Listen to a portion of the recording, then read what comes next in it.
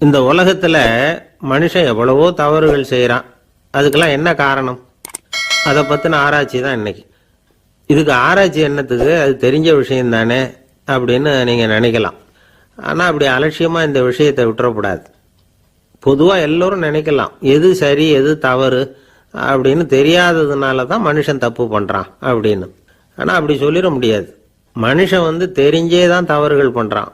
இப்போ உதாரணத்துக்கு ஒரு சாலையில இடது பக்கம் போக வேண்டிய ஒருத்தர் நடுக்கோட்டை தாண்டி வலது பக்கமா வண்டியை ஓடிட்டு போறாருன்னு வச்சுங்க. என்னப்பா இது தப்பு இல்லையா அப்படின்னு அவர்கிட்ட கேட்டா, அதெல்லாம் எனக்கு தெரியும், நீ உன் வேலையை பார்த்துட்டு போ அப்படிம்பார். வலது பக்கமா போறது தப்புன்னு தெரிஞ்சே தான் அவர் அப்படி செய்யறார், அப்படி போறார். பெரிய உத்தியோகத்தில் இருக்கிறவங்க கூட லஞ்சம் வாங்குறாங்க. அவங்களுக்கெல்லாம் லஞ்சம் வாங்குறது தப்புன்னு தெரியலன்னு அர்த்தம். திருடுறது தப்புன்னு தெரியாமலாம் மனுஷன் திருடுறான். நல்லாவே தெரியும். நீங்க வேணும்னா கேட்டு பாருங்க, வேற வழி இல்லை அதனால தான் திருடுறேன்பா. திருடுறது ஒரு புண்ணியமான காரியம்னு திருடனே கூட சொல்ல மாட்டான். திருடுறது தவறுங்கிறது திருடனுக்கு தெரியும் அப்படிங்கிறத விளக்கறதுக்காக ஒரு பெரியவர் ஒரு கதை சொன்னார்.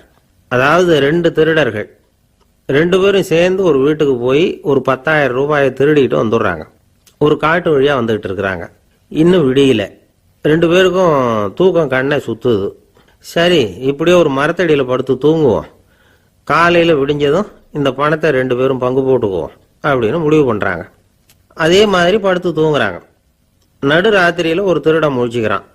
விடிகிற வரைக்கும் காத்துக்கிட்டு இருந்தா 5,000 ரூபா தான் கிடைக்கும், இப்பவே கம்பி நீட்டினா 10,000 ரூபா கிடைக்கும் அப்படின்னு யோசிச்சு பார்த்துட்டு ஒரு முடிவுக்கு வந்தான். மெதுவா அந்த 10,000த்தையும் சுருட்டிக்கிட்டு அடுத்தவனுக்கு தெரியாம ஓடி போயிட்டான். விடியுது. அடுத்தவன் எழுந்திரிச்சு பாக்குறான். பணத்தையும் காணல, பாகஸ்தனையும் காணல. இந்த திருடன் அந்த திருடனை திட்டுறான். திருட்டு பய, அயோக்கிய பய, இப்படி அநியாயமா கிளப்பிட்டு போட்டானே அப்படிங்கிறான். இதுல இருந்து என்ன தெரியுது? தெரியாம எடுத்துக்கிட்டு போறது திருட்டு, அயோக்கியத்தனம், அநியாயம் அப்படிங்கிறது இவனுக்கு தெரிஞ்சிருக்குது. அதனாலதான் அடுத்தவனை பார்த்து இப்படி திட்டுறான். அதனால தெரியாததுனால மனுஷன் தவறு பண்றான்னு சொல்றது சரியில்லை. அப்படின்னா மனுஷன் பண்ற தவறுகளுக்கு உண்மையான காரணம் தான் என்ன? இதே சந்தேகம் அர்ஜுனனுக்கும் வந்துதான். அதனாலதான் அவன் பகவானை பார்த்து கேட்கறான். மனுஷன் தன் விருப்பத்துக்கு விரோதமா ஏதோ ஒரு சக்தியினால பலாத்காரமா இழுக்கப்பட்டது மாதிரி பாவம் பண்றானே, அந்த சக்தி என்ன அப்படின்னு கேட்கறான்.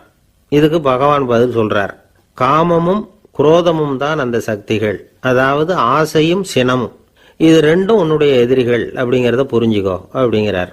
இன்னமும் நுணுக்கமா பார்த்தா காமத்தினுடைய மறு உருவங்கள் தான் குரோதமும் லோபமும். ஆசை நிறைவேறலன்னா குரோதம், அதாவது கோபம். ஆசை நிறைவேறிட்டதுன்னா லோபம், அதாவது பேராசை. பாவத்தை கண்ட்ரோல் பண்ணணும்னா அதுக்கு மெயின் சுவிட்ச் எது அப்படிங்கிறது இப்பதான் தெரியுது. அதுக்கு மனுஷன் தெரிஞ்சே தான் தவறு பண்றான் அப்படின்னு பேசிக்கிட்டோமே. அதுக்கு ஒரு உதாரணம். ஒரு ஆளு ஹோட்டல்ல சாப்பிட போனான். சாப்பிட்டு முடிச்சான். எழுந்திரிச்சு முதலாளிகிட்ட பில்லை கொடுத்தான். காசை கொடுக்கல. முதலாளி பணம் கொடுன்னு கேட்டார். இவன் என்கிட்ட பணம் இல்லைன்னா. முதலாளி கொஞ்சம் கூட அலட்டிக்கல. உள்ளே இருந்து ஒரு ஆளை கூப்பிட்டார். இவனை கூப்பிட்டுட்டு போய் இட்லி மாவு ஆட்ட சொல்லுன்னார். இவனும் கவலைப்படாம உள்ள போயிட்டான். அப்போ அழைச்சிட்டு போற ஆளு கேட்கறான், ஏன் சார் சாப்பிட்றதுக்கு முன்னாடி காசு இல்லைங்கிறது உங்களுக்கு தெரியாதா அப்படின்னு கேட்கறான்.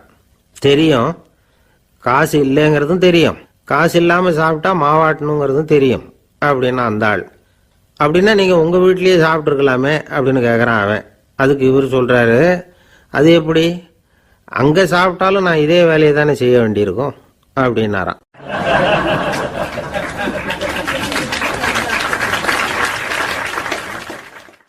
நம்மள மாதிரி ஒரு ஆசாமி அவன் நம்மள மாதிரியே கற்பனை பண்ணான். அதாவது நாம தான் இந்த உலகத்துல ரொம்பவும் கஷ்டப்படுறோம், மற்றவங்க எல்லாம் சந்தோஷமா இருக்கிறாங்க அப்படின்னு அவன் நினைச்சுக்கிட்டான். அவன் ஒரு நாள் கடவுளை வேண்டிக்கிட்டானான். சுவாமி, இந்த உலகத்துல எவ்வளவோ பேர் இருக்கிறாங்க, ஒவ்வொருத்தருக்கும் ஒவ்வொரு விதமான கஷ்டம் இருக்கலாம், ஒத்துக்கிறேன். இருந்தாலும் எனக்கு அது கொஞ்சம் அதிகமா இருக்கிறது மாதிரி தெரியுது. அதனால நீங்க எனக்காக ஒரு சின்ன உதவி செஞ்சா போதும். அது வேற ஒண்ணும் இல்லை, என்கிட்ட இருக்கிற துயரங்களை இன்னொருத்தர் யாருக்கிட்டையாவது கொடுத்துருங்க, அவர்கிட்ட இருக்கிற துயரங்களை என்கிட்ட மாத்தி கொடுத்துருங்க. ஒரு மியூச்சுவல் டிரான்ஸ்ஃபர், அவ்வளவுதான். அப்படி பண்ணிவிட்டா போதும் அப்படின்னு வேண்டிக்கிட்டானான். அன்னைக்கு ராத்திரியே அவன் ஒரு கனவு கண்டிருக்கான். வானத்திலிருந்து ஒரு குரல் கேட்டிருக்கு. அது என்ன சொல்லிச்சு தெரியுமா? ஏ ஜனங்களே, எல்லாரும் அவங்கவுங்க கஷ்டங்களை ஒரு பையில போட்டு எடுத்துக்குங்க. அப்படி எடுத்துக்கிட்டு நேராக இந்த ஊர் எல்லையில் இருக்கிற கோயிலுக்கு வந்து சேருங்க அப்படின்னு அந்த குரல். ஆஹா, கடவுள் நம்ம பிரார்த்தனைக்கு செவி சாய்ச்சுட்டார் அப்படின்னு சந்தோஷப்பட்டான் இவன். உடனே என்ன பண்ணான், தன்கிட்ட இருந்த கஷ்டத்தையெல்லாம் ஒரு சாக்கு பையில போட்டு எடுத்துக்கிட்டான். வீட்டை விட்டு வெளியில் வந்தான். தெருவில் இறங்கி நடக்கிறான். அங்கே பார்த்தா ஏகப்பட்ட பேர் ஆளுக்கு ஒரு பையை தூக்கிக்கிட்டு கோயிலுக்கு போய்கிட்டு இருக்கிறாங்க. சில பேர் மூட்டையாக கட்டி தலையில் சுமந்துக்கிட்டு போய்கிட்டு இருக்கிறாங்க. இவன் பார்த்தான். இவனுக்கு ரொம்ப ஆச்சரியமாக இருந்தது.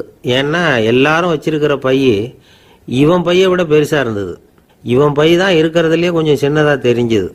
இப்போ அவன் மறுபடியும் சாமியை வேண்டிக்கிட்டான். கடவுளே, இப்போ உள்ள சூழ்நிலையை கவனிச்சா என்கிட்ட இருக்கிற பையே பரவாயில்லன்னு தோணுது.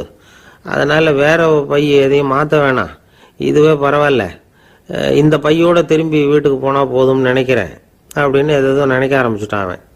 எல்லாரும் கோயிலுக்கு போய் சேர்ந்தாங்க. கோயிலில் அந்த குரல் மறுபடியும் கேட்டுது. எல்லாரும் அவங்கவுங்க பைகளை சுகத்தில் தொங்க விடுங்க. திடீர்னு விளக்குகள் அணையும், மணி அடிக்கப்படும், அதுதான் அடையாளம். அந்த சமயத்தில் இருட்டில் உங்களுக்கு வேண்டிய பையை நீங்கள் மாற்றி எடுத்துக்கலாம், தேர்ந்தெடுத்துக்கலாம். வெளிச்சம் இருக்கிறப்பவே உங்களுக்கு பிடிச்ச பைக்கு பக்கமாக பார்த்து நீங்கள் நின்றுக்கலாம் அப்படின்னு சொல்லி விவரம் சொல்லிச்சான் அந்த குரல். அப்படி சொன்னதுக்கு அப்புறம் திடீர்னு விளக்கு அணைஞ்சுது, மணி அடிச்சுது. கொஞ்ச நேரம் கழித்து மறுபடியும் விளக்குகள்லாம் எரிஞ்சுது. இப்போ பார்த்தா எல்லாரும் அவங்கவுங்க பையையே கெட்டியாக பிடிச்சிட்டு நிற்கிறாங்க. இவனும் அப்படியே நிற்கிறான். இவன் மெதுவாக பக்கத்தில் நிற்கிறவங்ககிட்ட கேட்டானா, ஏன் நீங்கள் பையை கையிலேயே வச்சுருக்கிறீங்க, செவுத்தில் மாட்டலையா அப்படின்னு கேட்டிருக்கான். இல்லைப்பா, நீ ஏன் கையிலேயே வச்சிருக்கிறியோ அதே காரணத்துக்காக தான் நாங்களும் வச்சிருக்கிறோம். நம்ம கவலைகளை பற்றி நமக்கு ஓரளவுக்காவது தெரியும். ஆனால் மற்றவங்க கவலைகள் நமக்கு பரிச்சயம் இல்லாதவை, பழக்கம் இல்லாதது. அதனால் நமக்கு தெரிஞ்ச கவலைகளை சமாளிக்கிறது சுலபம். தெரியாததை சமாளிக்கணும்னா மறுபடியும் ஆரம்பத்திலேருந்து ஆரம்பிக்கணும். அதனால் பழைய நண்பர்களோடு வாழறது தான் மேல் அப்படின்னு ஆனான். அதுக்கப்புறம் அவன் தன்னோட பையே போதும்னு வீட்டுக்கு திரும்பி வந்துட்டானான். இது ஒரு பெரியவர் சொல்லியிருக்கிற கதை. அதனால் நம்மகிட்ட இருக்கிற கஷ்டங்கள் தான் பெருசு, அதை இன்னொருத்தங்கிட்ட கொடுத்துட்டு மாற்றிக்கலாம் அப்படின்னு நினைக்கிறது தப்பு. இதே மாதிரி இன்னொரு சம்பவம். ஒரு ஊரில் ஒரு நாள் ராத்திரி ஆகாயத்திலிருந்து கடவுள் குரல் கேட்குது. இந்த ஊரில் இருக்கிற ஜனங்கள்லாம் கொஞ்சம் கவனிங்க, உங்களுக்கு ஒரு செய்தி. அதாவது இங்கே இருக்கிற ஜனங்கள்லேயே கொஞ்சம் கூட கவலையே இல்லாத ஆள் யாருன்னு எனக்கு தெரியணும். அதனால் எல்லாரும் அவங்கவுங்க கவலைகளை ஒரு பையில் போட்டு எடுத்துக்கிட்டு கோயிலுக்கு வாங்க அப்படின்னார் கடவுள். உடனே வரிசையாக எல்லாரும் வர ஆரம்பித்தாங்க. எல்லார் கையிலையும் பை இருந்தது, சின்னதும் பெருசுமா. கவலையே இல்லாத ஆள் யாருன்னு தேடினார் கடவுள். ஒரே ஒரு ஆள் மட்டும் கையில் எதுவும் இல்லாமல் வெறும் கையை வீசிக்கிட்டு ரொம்ப ஜாலியாக நடந்து வந்துக்கிட்டு இருந்தான். கடவுள் அவங்ககிட்ட போனார். ஏன்பா, உனக்கு கவலையே இல்லையா அப்படின்னு கேட்டார். எனக்கும் சில கவலைகள்லாம் உண்டு அப்படின்னு அவன். எங்கே அதெல்லாம்னு கேட்டிருக்கார் கடவுள். பின்னாடி லாரியில் வந்துக்கிட்டு இருக்கு அப்படின்னு அவன்.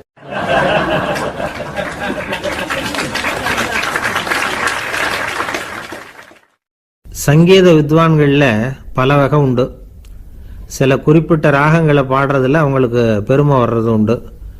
ஆனால் ஒருத்தர் இருந்தார், அவரால் ஒரு ராகத்துக்கே பெருமை வந்தது. அந்த ராகத்தை அவர் வாசித்து கேட்கணும் அப்படின்னு சொல்லுவாங்க. அது என்ன ராகம்னா தோடி ராகம். சரி, அந்த வித்வான் யாருன்னா அவர் தான் திருவாவடுதுறை ராஜரத்னம் பிள்ளை. பேராசிரியர் கல்கி ஒரு சமயம் தம்முடைய பத்திரிகையில் எழுதினாராம். அதை அப்படியே படிக்கிறேன் கேளுங்களேன். ஆஹா, ஸ்ரீ ராஜரத்னம் பிள்ளையின் தோடி ஆலாபனையை முதலில் கேட்டபோது அவருடைய கற்பனையை விட்டு தள்ளுங்கள். நம்முடைய மனதில் என்னென்ன இன்பமயமான கற்பனைகள் எல்லாம் உதித்தன. குழந்தை தாயிடம் கொஞ்சம் குரலை கேட்டோம், அன்னை குழந்தையிடம் கொஞ்சம் குரலை கேட்டோம், ரதியும் மன்மதனும் பேசிக்கொண்ட காதல் மொழிகளை கேட்டோம், முருகன் சிவபெருமான் செவிகுளிர மொழிந்த உபதேசத்தை கேட்டோம், கலைமகள் கவிஞனுக்கு அருளிய ஆசி மொழிகளை கேட்டோம், நாரத முனிவருடைய தம்பூரா சுருதியை கேட்டோம், ராவணன் தன் எலும்பை ஒடித்து வீணையாகச் செய்து வாசித்த கானத்தை கேட்டோம், கானப்பறவைகளின் கலகல ஒலியை கேட்டோம், கோலக்குயில்களின் குரல் இனிமையை கேட்டோம். இப்படிலாம் பேராசிரியர் கல்கி விமர்சனம் எழுதியிருக்கிறார். திருவாவடுதுறை ராஜரத்னம் பிள்ளை அவர்களுடைய வாசிப்பை கேட்டுட்டு டி.என். ராஜரத்னம் பிள்ளை இறந்து போனார். அப்போ கவிஞர் கண்ணதாசன் எழுதினார், செவியினில் ஓடி எங்கள் சிந்தையில் ஓடி இந்த புவியெல்லாம் ஓடி நின்பார் பொங்கிய தோடி வேறெங்கு எவரிடம் போகும் ஐய இனி அதை காப்பார் யாவர் அவிந்தனின் சடலத்தோடே அவிந்தது தோடிதானும் அப்படின்னு எழுதினாராம். அந்த அளவுக்கு அவருடைய தோடியை ரசித்தவர்கள் உண்டு. அதே மாதிரி தோடின்னா என்னன்னு தெரியாமலே அவரை ரசித்தவங்களும் அந்த காலத்தில் உண்டு. அதாவது ஒரு பெரிய சபையில் இவர் வாசிச்சுக்கிட்டு இருக்கிறார். பாதியில் ஒரு பெரிய மனுஷன் உள்ள வந்தார். அவர் உடம்புல பட்டு வேஷ்டி, ஜருகை, அங்கவஸ்திரம், வாயில் வெத்தலை, வாசனை புகையில, காதில் வைரக்கடுக்கன், கழுத்தில் தங்க சங்கிலி, கை விரல் பூரா மோதிரம், கையில் ஒரு வெள்ளி வெத்தலை புட்டி, உதவிக்கு 2 பேர் பக்கத்தில். இவ்வளவு பந்தாவோடு வரார் கச்சேரி கேட்கறதுக்கு. இப்படி வந்தவர் முதல் வரிசையில் உட்கார்ந்தார். வித்வான் வாசித்து முடித்ததும் இவர் அவரை பார்த்து, ஐயா நீங்கள் தோடி வாசிக்கிறதுல ரொம்ப கெட்டிக்காரர்னு கேள்விப்பட்டிருக்கேன், அதை கேட்கறதுக்காக தான் மெனக்கிட்டு வந்திருக்கிறேன், அதை வாசிங்களேன் அப்படின்னாராம் இந்த பெரியவர். ராஜரத்னம் பிள்ளைக்கு ஒன்றும் புரியல. ஏன்னா இது வரைக்கும் அவர் வாசிச்சுக்கிட்டு இருந்ததே அந்த தோடி ராகத்தை தான். அதை வாசித்து முடித்ததும் அதை வாசிங்களேன்னு இவர் கேட்குறார். அப்படின்னா இவரோட ஞானம் எப்படிப்பட்டது? இவ்வளவும் கேட்டுட்டு இப்படி கேட்குறாரே அப்படின்னு அவர் யோசிச்சிருக்கிறார் ராஜரத்னம் பிள்ளை. உடனே என்ன பண்ணார் தெரியுமா? பக்கத்தில் ரொம்ப சாதுவாக சுருதி போட்டுக்கிட்டு இருந்த ஒரு முதுகில் ஓங்கி ஒரு குத்து விட்டாராம். அவருக்கு ஒன்றும் புரியல, எதுக்கு நம்மளை அடிக்கிறார் இவர், நம்மளை குத்துறாரு வித்வான்னு. அவர் அதிர்ச்சியால் இவர் நிமிந்து பார்த்துருக்கார். அப்போ ராஜரத்னம் பிள்ளை சொன்னாராம், ஏய்யா ஐயா பெரிய மனுஷன், என்னுடைய பரம ரசிகர், தோடி ராகம் கேட்கணுங்கிறதுக்காக இவ்வளவு தூரம் வந்திருக்கிறார், முத வரிசையில் உட்காந்துருக்கார். நீ இந்த சமயம் பார்த்து தோடி ராகம் வாசிக்கிற நாதஸ்வரத்தை வீட்டில் வச்சுட்டு வந்துட்டியே, இப்போ ஐயாவுக்காக அந்த ராகத்தை நான் எப்படி வாசிக்கிறது அப்படின்னு சொல்லிவிட்டு மறுபடியும் முதுகில் ஒரு அடி கொடுத்தாராம். அடி வாங்கினவருக்கே சிரிப்பு அடக்க முடியலையா.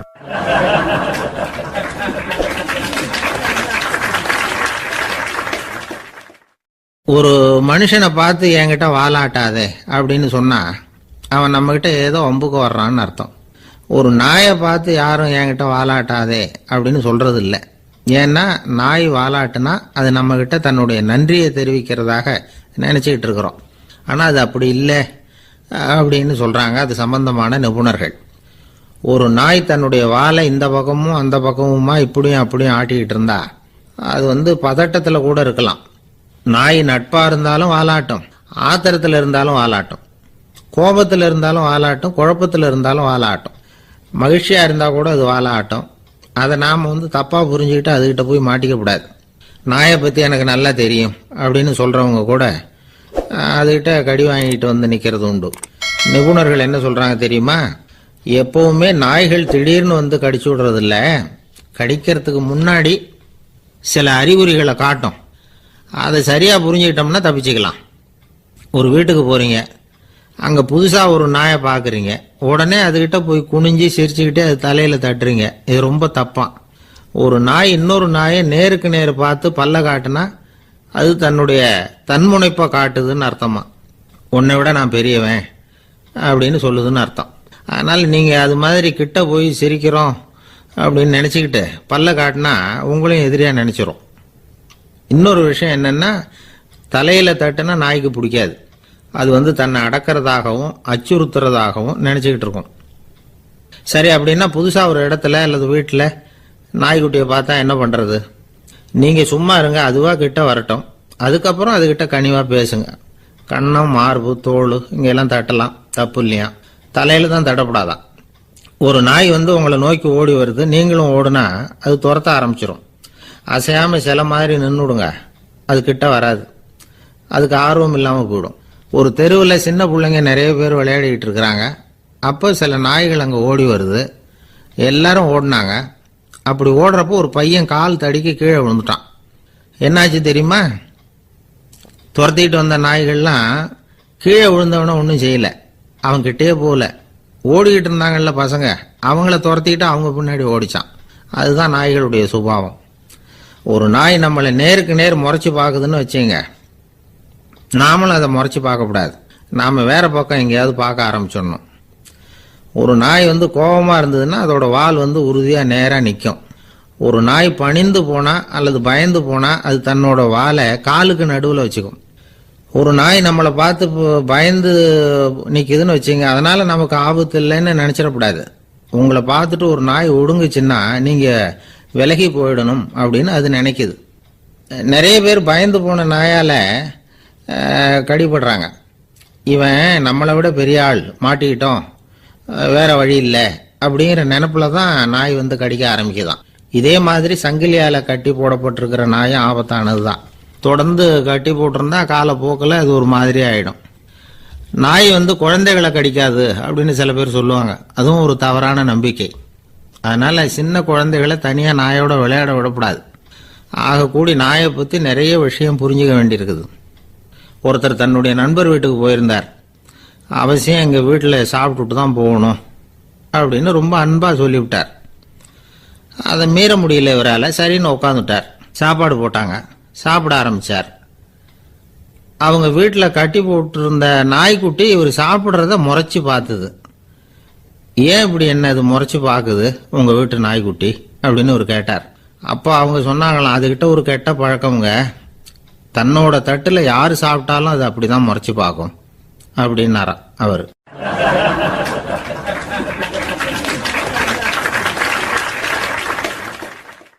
அசோக மன்னர் வந்துகிட்டு இருக்கார். அவருடைய ஆலோசகர்கள் எல்லாம் பக்கத்தில் வந்துகிட்டு இருக்கிறாங்க.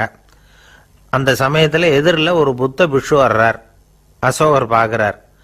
ஓடி போய் அவர் காலில் விழுந்து வணங்குறார். அசோக மன்னரின் தலை அந்த புத்த துறவியின் பாதத்தில் பட்டுக்கிட்டு இருக்கு. பக்கத்தில் நின்றுகிட்டு இருந்த அமைச்சருக்கு இது ரொம்ப சங்கடமாக போச்சு. ரொம்ப வருத்தப்பட்டார்.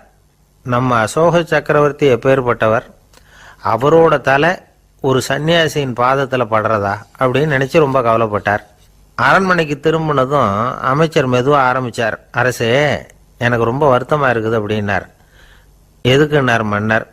அசோக சக்கரவர்த்தியின் தலை, அதாவது அந்த சிரம், ரொம்ப மதிப்புமிக்க ஒன்று. அது வந்து ஒரு சன்னியாசியின் காலில் படலாமா அப்படின்னார். அசோகர் பதில் சொல்லலை, சிரிச்சார், போயிட்டார். அதுக்கப்புறம் ஒரு சரியான சந்தர்ப்பத்துக்காக காத்துக்கிட்டு இருந்தார். ஒரு நாள் அமைச்சரை கூப்பிட்டார். எனக்கு 3 தலைகள் வேணும் அப்படின்னார். சொல்லுங்க, கொண்டுகிட்டு வரேன் அப்படின்னார் அமைச்சர். அசோகர் சொன்னார், முதல்ல எனக்கு தேவையானது ஒரு ஆட்டின் தலை, 2வது ஒரு புலியின் தலை, 3வது ஒரு மனிதனின் தலை. இதுதான் அசோகர் கேட்டது. எங்க இருந்தாலும் கொண்டு வாங்கன்னார். அமைச்சர் புறப்பட்டார். ஆட்டுத்தலை, புலித்தலை கிடைச்சிட்டுது. அப்புறமா ஒரு சுடுகாட்டுக்கு போய் ஒரு மனித தலையும் சேகரம் பண்ணிட்டு ராஜா கிட்ட வந்துட்டார். அரசே, உங்கள் ஆணைப்படி 3 தலைகளையும் கொண்டு வந்திருக்கிறேன்னார். அசோகர் பார்த்தார். ரொம்ப நல்லது, இப்போ இது 3ஐயும் எடுத்துக்கிட்டு போய் சந்தையில் வித்துட்டு வாங்க அப்படின்னார். அமைச்சர் அதுகளை எடுத்துக்கிட்டு சந்தைக்கு போனார். முதல்ல ஆட்டுத்தலை நல்ல விலைக்கு விற்று போச்சு. அது நல்ல விலை கொடுத்து வாங்கிட்டு போட்டாங்க. அடுத்தபடியாக புலி தலையை ஒருத்தர் வாங்கிட்டார். அதை பாடம் பண்ணி வீட்டில் மாட்டி வைக்கலாமே அப்படின்னு நினச்சி அதையும் வாங்கிட்டு போட்டார். மனித தலையை மட்டும் வாங்கிறதுக்கு யாரும் முன் வரலை. எல்லாரும் அதை பார்த்துட்டு விலகி போக ஆரம்பித்தாங்க. அமைச்சர் திரும்பி வந்தார். அரசே, இந்த தலையை மட்டும் யாரும் வாங்க மாட்டேங்கிறாங்க அப்படின்னார். சரி, பரவாயில்ல, இதை வந்து இலவசமாகவே இனாமாவே யாருக்கிட்டையாவது கொடுத்துட்டு வந்துருங்க அப்படின்னார். அமைச்சர் மறுபடியும் சந்தைக்கு போனார். இதை இலவசமாக தரேன், இதை வாங்கிக்கோங்க அப்படின்னார். அப்பவும் அதை யாரும் வாங்கிக்கிறதுக்கு தயாராக இல்லை. மறுபடியும் திரும்பி வந்து மன்னர்கிட்ட விவரத்தை சொன்னார். இப்போ மன்னர் சொல்றார், அமைச்சரே, உயிர் இருக்கிற வரைக்கும் தான் இந்த தலைக்கு மதிப்பு. ஜீவன் போனதுக்கு அப்புறம் அதோட மதிப்பும் போயிடுது. அதனால மதிப்பு இருக்கும் பொழுதே பெரியவர்கள் பாதம் பணிந்து அந்த புனிதத்தை வந்து பெற்றுக்கொள்ளணும் அப்படின்னார். பணிவுங்கிறது வேற, அடிமைத்தனம்ங்கிறது வேற. பெரியவர்களை பணிவது நமக்கு பெருமை தரக்கூடிய விஷயம். இதை வந்து மனசில் வச்சுக்கிட்டு எப்போ காலில் விழணும், எப்போ காலில் விழக்கூடாது அப்படிங்கிறத முடிவு பண்ணிக்கணும். ஒரு சாதாரண ஆள் நடந்து வந்துக்கிட்டு இருந்தார். எதிரில் வந்த ஒரு பெரிய மனுஷன் ஓடி போய் அவர் காலில் விழுந்து தன்னுடைய தலையை அவர் பாதத்தில் கொண்டு போய் வச்சார். கொஞ்ச நேரம் கழித்து எழுந்திரிச்சு வந்துட்டார். வந்த பிறகு இவரை கேட்டேன், ஏன் திடீர்னு ஓடி போய் அந்த ஆளு காலில் விழுந்தீங்க அப்படின்னு. அவர் போட்டிருக்கிறது என்னோட காணாம போன செருப்பான்னு கண்டுபிடிக்கிறதுக்காக அப்படி விழுந்தேன் அப்படின்னார்.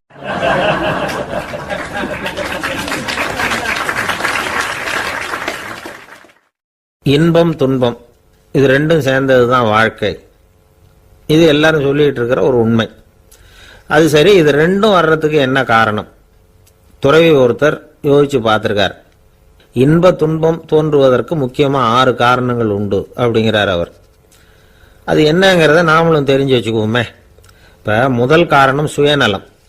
ஒரு தாயார் தன்னுடைய சுயநலம் கருதி தன்னுடைய மகன் இன்பமா இருக்கணும்னு ஆசைப்படுறாங்க. மகனும் அப்படியே ஆசைப்படுறான். அதனால தாயாரின் இன்ப துன்பங்களை பார்த்துட்டு மகனும் இன்ப துன்பம் அடையறான். அந்த அம்மாவுக்கும் அதே நிலைமை தான். 2வது காரணம் உறவு. நான் துறவியான பிறகு கூட உறவுங்கிற காரணத்தினால தான் தாயாருடைய சுக துக்கங்களை கண்டு நானும் சுக துக்கம் அடைகிறேன். என் தாயாருடைய நிலைமையும் இதுதான் அப்படிங்கிறார் ஒரு துறவி. 3வது காரணம் என்னன்னா அறிமுகம். எனக்கு அறிமுகமான ஒருத்தரை ரயில் நிலையத்தில் சந்திக்கிறேன். அவர் தன்னுடைய பணப்பையை எங்கேயோ தொலைச்சு விட்டு வருத்தப்பட்டு இருக்கிறார். நானும் வருத்தப்படுறேன். அந்த சமயத்தில் யாரோ ஒருத்தர் இதுதானே அவங்க பணப்பை அப்படின்னு சொல்லி கொண்டாந்து நீட்டுறார். பணப்பையை தொலைச்சவர் சந்தோஷப்படுறார். நானும் சந்தோஷப்படுறேன். இது அந்த துறவி சொல்ற அனுபவம். 4வது காரணம் என்னன்னா கருணை. எனக்கு முன்னே பின்ன தெரியாத ஒருத்தனை யாரோ ஒருத்தன் அடிச்சு காயப்படுத்தி போடுறான். கருணை காரணமா நான் அதுக்காக துக்கப்படுறேன்.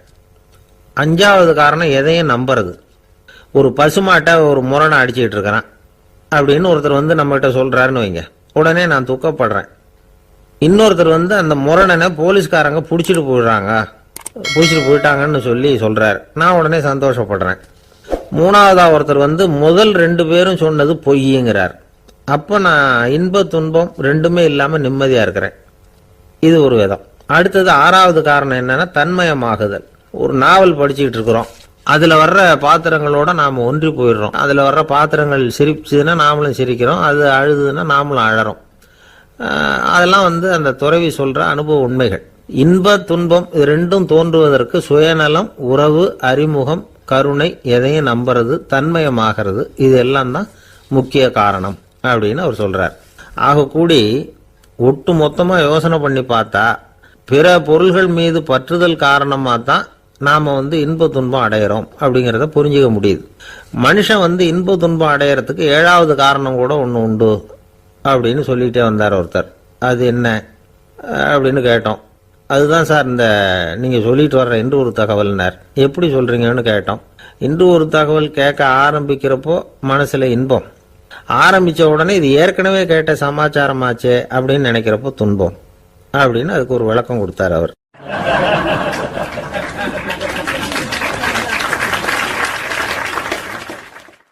கடற்கரை ஓரமா ஒரு பெரியவர் கையால மணலை கீறிக்கிட்டே உட்காந்துருக்கிறார். என்னத்தையும் தேடிட்டு இருக்கிறது மாதிரி தெரிஞ்சுது. மெதுவா கிட்டத்துல போய் என்னத்தை தேடிட்டு இருக்கிறீங்க அப்படின்னு கேட்டோம். அவரு சாவகாசமா நிமிந்து பார்த்து நிம்மதியை தேடிட்டு இருக்கிறேன்னார். நாங்க ஒரு மாதிரி ஆயிட்டோம். இருந்தாலும் சமாளிச்சுக்கிட்டு, சார் மணல்ல கிழிஞ்சல் தான் கிடைக்கும், நிம்மதி கிடைக்காது அப்படின்னோம். சரி, இன்னைக்கு வசமா நம்ம கிட்ட ஒரு ஆள் மாட்டிக்கிட்டார் அப்படின்னு நினைச்சு அவர் பக்கமா போய் உட்காந்துக்கிட்டு கதை சொல்ல ஆரம்பிச்சிட்டோம். ஒரு பெரிய மன்னர் இருந்தார். அவருக்கு எல்லா வசதியும் இருந்தது. இருந்தாலும் ஒரே ஒரு குறை. அது என்னன்னா நிம்மதி இல்லைங்கிற குறை. அரண்மனையில தினமும் கலை நிகழ்ச்சி, நாட்டியம் எல்லாம் நடந்துகிட்டு தான் இருந்தது. இருந்தாலும் நிம்மதி இல்லை. சரி, நிம்மதி எங்க கிடைக்கும் அப்படின்னு தேட ஆரம்பிச்சார். உடனே அதுக்கான முயற்சிகள்ல தீவிரமா இறங்கினார். நாட்டில் உள்ள தத்துவ மேதைகளை எல்லாம் கூப்பிட்டுட்டு வர சொன்னார். எல்லாரும் சேர்ந்தாங்க. அவங்கள பார்த்து நிம்மதி எங்க இருக்குது அப்படின்னு விசாரிச்சார். அவங்களுக்கு அது தெரிஞ்சா ஏன் இப்படி ராஜா முன்னாடி நின்றுட்டு இருக்க போறாங்க? ராஜாவோட கேள்விக்கு ஒவ்வொருத்தரும் ஒவ்வொரு மாதிரி விளக்கம் கொடுக்க ஆரம்பிச்சிட்டாங்க. எந்த பதிலும் ராஜாவுக்கு திருப்தி அளிக்கக்கூடிய அளவுக்கு இல்லை. சரி, போயிட்டு வாங்கன்னு சொல்லி அவங்களெல்லாம் அனுப்பி வச்சுட்டார். ஒரு நாள் அவர் மாளிகையில உப்பருகையில நின்றுட்டு இருக்கிறார். அந்த சமயத்துல தெருவில் ஒரு பிச்சைக்காரன் ரொம்ப உல்லாசமா பாட்டு பாடிக்கிட்டே போய்கிட்டு இருக்கிறான். குரல்ல ஒரு சந்தோஷம், நடையில ஒரு மிடுக்கு. அவங்ககிட்ட கொஞ்சம் கூட கவலை இருக்கிறதா தெரியல. உடனே ராஜா இதை பார்த்தார். ஏவலாளிகளை கைதட்டி கூப்பிட்டார். உடனே ஓடி போய் அந்த பிச்சைக்காரனை இங்க அழைச்சிட்டு வாங்கன்னு உத்தரவு போட்டார். இவங்க உடனே ஓடி போய் அவனை கூப்பிட்டாங்க. அரண்மனைக்கு வாழ்ந்தாங்க. அவன் வரல. அரண்மனைக்குள்ள அடி எடுத்து வைக்க மாட்டேன்னு சொல்லிவிட்டான். ராஜா கிட்ட விஷயத்தை சொன்னாங்க. அவருக்கு ரொம்ப ஆச்சரியம், இப்படி ஒரு ஆள் இருக்கிறானா அப்படின்னு. சரி, அவன் என்னதான் சொல்றான் அப்படின்னு விசாரிச்சார். இவங்க மறுபடியும் தெருவுக்கு போய் கேட்டாங்க. என்னை பார்க்கணும்னா ராஜா விருப்பப்பட்டாருன்னா அவரை வேணும்னா இங்கே வர சொல்லுங்க அப்படின்னு சொல்லிவிட்டான். அதை ராஜா கிட்ட சொன்னாங்க. அவருக்கு கோபம் வரல. இவ்வளவு சுதந்திர உணர்வோடு இருக்கிறவன் சாதாரண ஆளா இருக்க முடியாது அப்படின்னு நினைச்சார். உடனே கிடுகிடுன்னு இறங்கி தெருவுக்கு வந்தார். பிச்சைக்காரங்கிட்ட போனார். நீ கவலைப்படாம சந்தோஷமா பாடிக்கிட்டு போறியே, அது எப்படி முடியுது உன்னால அப்படின்னு கேட்டார். ஏன் அப்படி கேட்குறீங்கன்னு அவன், அதுக்கு இல்லை, எனக்கு அரண்மனையில் எவ்வளவோ சுகபோகங்கள்லாம் இருக்கு, இருந்தாலும் நிம்மதி இல்லை. இது ஏன்னு எனக்கு தெரியல. இந்த தேசத்தில் உள்ள அறிஞர்களை எல்லாம் கூப்பிட்டு கேட்டு பார்த்துட்டேன், அவங்களுக்கும் தெரியல. உன்னை கேட்டால் தெரியும்னு நினைச்சேன், அதனால தான் சந்திக்கிறதுக்கு ஆசைப்பட்டேன். ஆனால் நீ வரமாட்டேன்னு விட்டியே அப்படின்னார். பிச்சைக்காரன் கடகடன்னு சிரிக்க ஆரம்பிச்சுட்டான். மகிழ்ச்சிக்கும் உங்களுக்கும் தடையா இருக்கிறது இந்த மாளிகை தான். இதை விட்டுட்டு வெளியில வந்துட்டா நிம்மதி தேடிட்டு வந்துடும்னா. நான் அரசன், எனக்குன்னு கடமைகள் இருக்கு, அதையெல்லாம் விட்டுட்டு எப்படி வர முடியும்னார் ராஜா. ரெண்டும் ஒரே நேரத்தில் கிடைக்கணுங்கிறது முடியாத காரியம். உங்க சுகபோகத்துக்கு விலையாதான் உங்க நிம்மதியை கொடுத்துக்கிட்டு இருக்கிறீங்க. என்ன பாருங்க, என்கிட்ட எதுவும் இல்லை, அதனால எதுவும் போயிடுமோங்கிற பயமும் இல்லை, நிம்மதியா இருக்கிறேன் அப்படின்னா அவன். ராஜா உடனே சந்தோஷப்பட்டு தன்னுடைய மேலங்கியை எடுத்து அவனுக்கு பரிசா கொடுத்தாரான். அவன் சிரிச்சுக்கிட்டே அதை வாங்க மாட்டேன்னு விட்டானான். இதை நீங்க எனக்கு கொடுக்கறதுனால எந்த பயனும் இல்லை, அதே நேரத்தில் அதை வாங்கிக்கிட்டேன்னா அடுத்த வினாடியிலிருந்து அதை எப்படி காப்பாத்துறதுங்கிற கவலை எனக்கு வந்து சேர்ந்துடும், அப்புறம் தூக்கம் வராது, நிம்மதி போயிடும் அப்படின்னானா. சொல்லிவிட்டு அவன் பாட்டுக்கு சந்தோஷமா பாடிக்கிட்டே போயிட்டான். நிம்மதி எங்க இருக்குங்கிறதையும் ராஜா தெரிஞ்சுக்கிட்டார். அந்த இடத்துக்கு தன்னால போக முடியாதுங்கிறதையும் அவர் புரிஞ்சுக்கிட்டார். இப்படி இந்த கதையை அந்த கடற்கரையில மணலை கீறிக்கிட்டே உட்காந்துருந்தார அந்த பெரியவர்கிட்ட சொல்லி முடிச்சோம். அவர் முகத்துல ஒரு தெளிவு தெரிஞ்சது. எங்களை நிமிர்ந்து பார்த்தார். ரொம்ப நன்றிங்க, இப்ப எனக்கு தெரிஞ்சு போச்சு, நிம்மதி வேணும்னா அதுக்கு என்ன பண்ணணும்னு இப்ப நல்லா புரிஞ்சுக்கிட்டேன் அப்படின்னார். என்ன புரிஞ்சுக்கிட்டீங்கன்னு கேட்டோம். இனிமே இந்த பக்கம் வந்தா உங்க கண்ணுல படாத இடமா பார்த்து உட்காரணும்னு புரிஞ்சுக்கிட்டேன் அப்படின்னார்.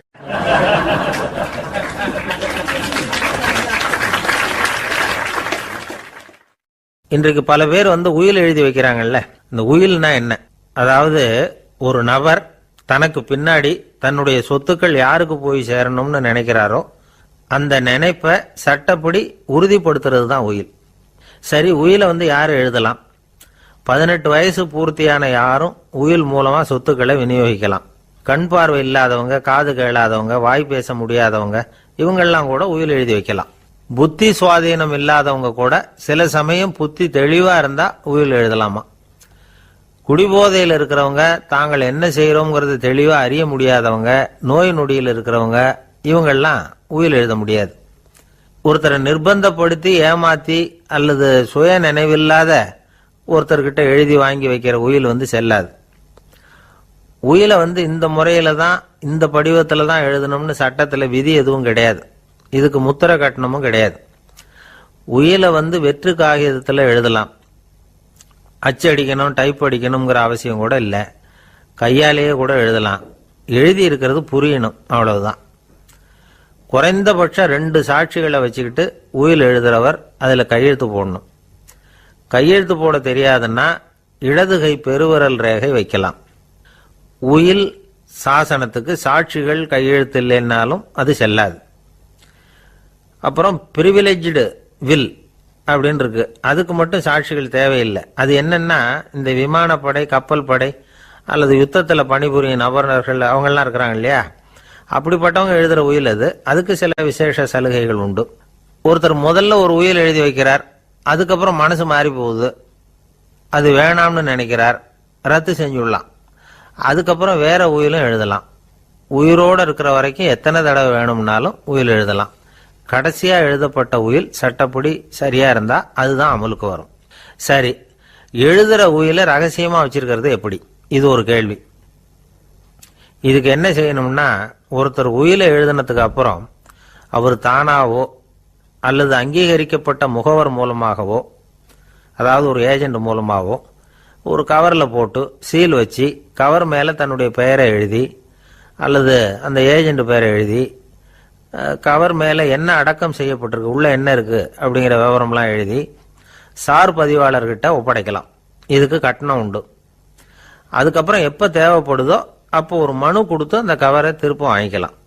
இப்போ எழுதுற உயில இவ்வளவு நாளுக்குள்ள பதிவு செய்யணுங்கிற கால வரையறை உண்டா அப்படின்னு ஒரு கேள்வி வரலாம் இல்லையா? எப்போ வேணும்னாலும் பதிவு செய்யலாம். நம்மால் ஒருத்தர் ஒரு நாள் ரொம்ப அவசரமா வந்தார். இந்த உயில் எழுதுறது சம்பந்தமா பூரா விவரமா எனக்கு உடனே தெரியணும்னார். நான் உடனே அவரை வக்கீல் ஒருத்தர்கிட்ட அழைச்சிட்டு போனேன். இவர் அவர்கிட்ட எல்லா விவரமும் கேட்டு தெரிஞ்சுக்கிட்டார். ரொம்ப தேங்க்ஸ்ன்னு சொல்லிவிட்டு 2 பேரும் வெளியில் வந்தோம். அதுக்கப்புறம் இவர்கிட்ட கேட்டேன், ஆமாம் இவ்வளவு விவரமாக கேட்குறீங்களே, உங்களுக்கு எத்தனை பிள்ளைங்க சார் அப்படின்னு கேட்டேன். 6 பேர் சார் அப்படின்னார். சரி, இருக்கிற சொத்து எவ்வளவுன்னு கேட்டேன். அதை இனிமே தான் சம்பாதிக்க போகிறேன் அப்படின்னார்.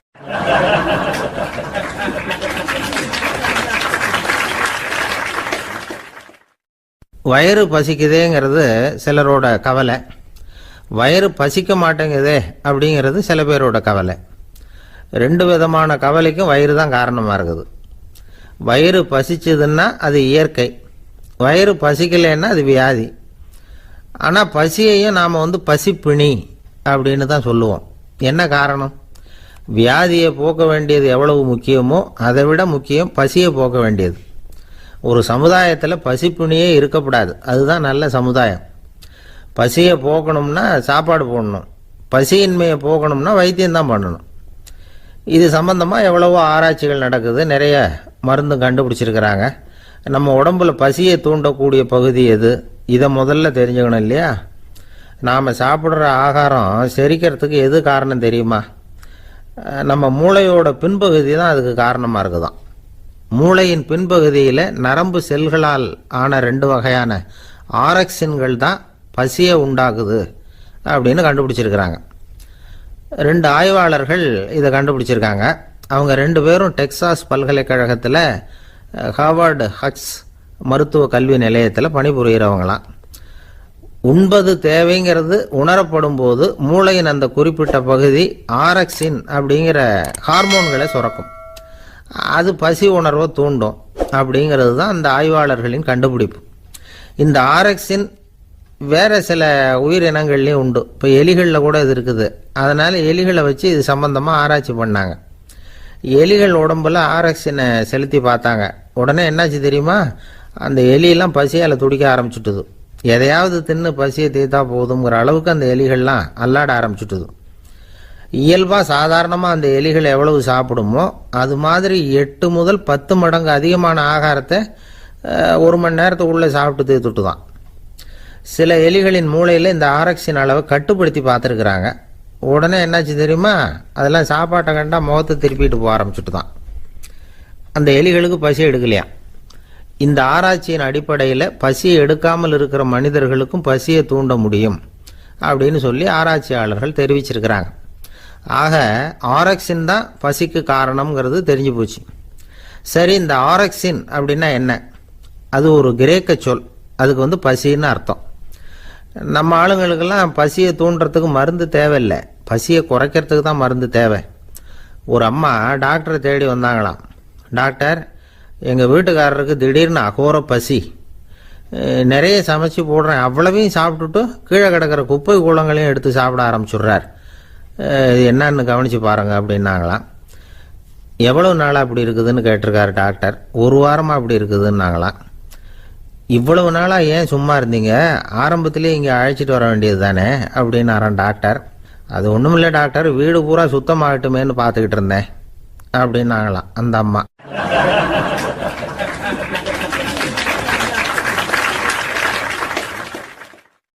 உங்கள் மேலே எனக்கு அளவு கடந்த அன்பு அப்படின்னு யாராவது சொன்னால் அதை அலட்சியமாக நினச்சிடக்கூடாது. அது கொஞ்சம் சீரியஸான விஷயம். அளவுக்கு மிஞ்சினா எதுவுமே இடைஞ்சல் தானே. அன்பும் அப்படிதான். அன்பு அதிகமாக இருந்தால் அது எப்படி கெடுதல் பண்ணும் அப்படிங்கிற சந்தேகம் உங்களுக்கு வரலாம். தசரதன் கதை என்னாச்சு? கைகேயி மேலே வச்சு அளவு கடந்த அன்பு ராமன் காட்டுக்கு போறாப்புல ஆயிட்டுதுல்ல. தசரதன் எப்பேற்பட்ட அரசன். விஸ்வாமித்திரர் சொல்றார், என்ன மாதிரி முனிவர்களுக்கும் தேவர்களுக்கும் ஏதாவது கஷ்டம் வந்தால் முதல்ல முருகன் கிட்ட போவோம், அப்புறம் பரமசிவனை போய் பார்ப்போம், அதுக்கப்புறம் திருமால்கிட்ட போவோம், அப்புறம் பிரம்மன் இந்திரன் இவங்களையெல்லாம் போய் பார்ப்போம், இவங்களாலையெல்லாம் முடியலன்னா கடைசியில் அயோத்திக்கு வருவோங்கிறார். உன்னை விட்டா வேற கதி உண்டோ அப்படின்னு தசரதனை பார்த்து விஸ்வாமித்திரரே சொல்றார். அப்பேற்பட்ட அரசன் தசரதன் கைகேயி காலில் விழறான். உன் பாதங்களை தொட்டு கெஞ்சி கேட்டுக்கிறேன், ராமனை காட்டுக்கு அனுப்பாதேங்கிறான். தசரதனுடைய இந்த நிலைமைக்கு என்ன காரணம்? அவன் கைகேயி மேலே வச்ச அளவு கடந்த அன்பு தான் காரணம்.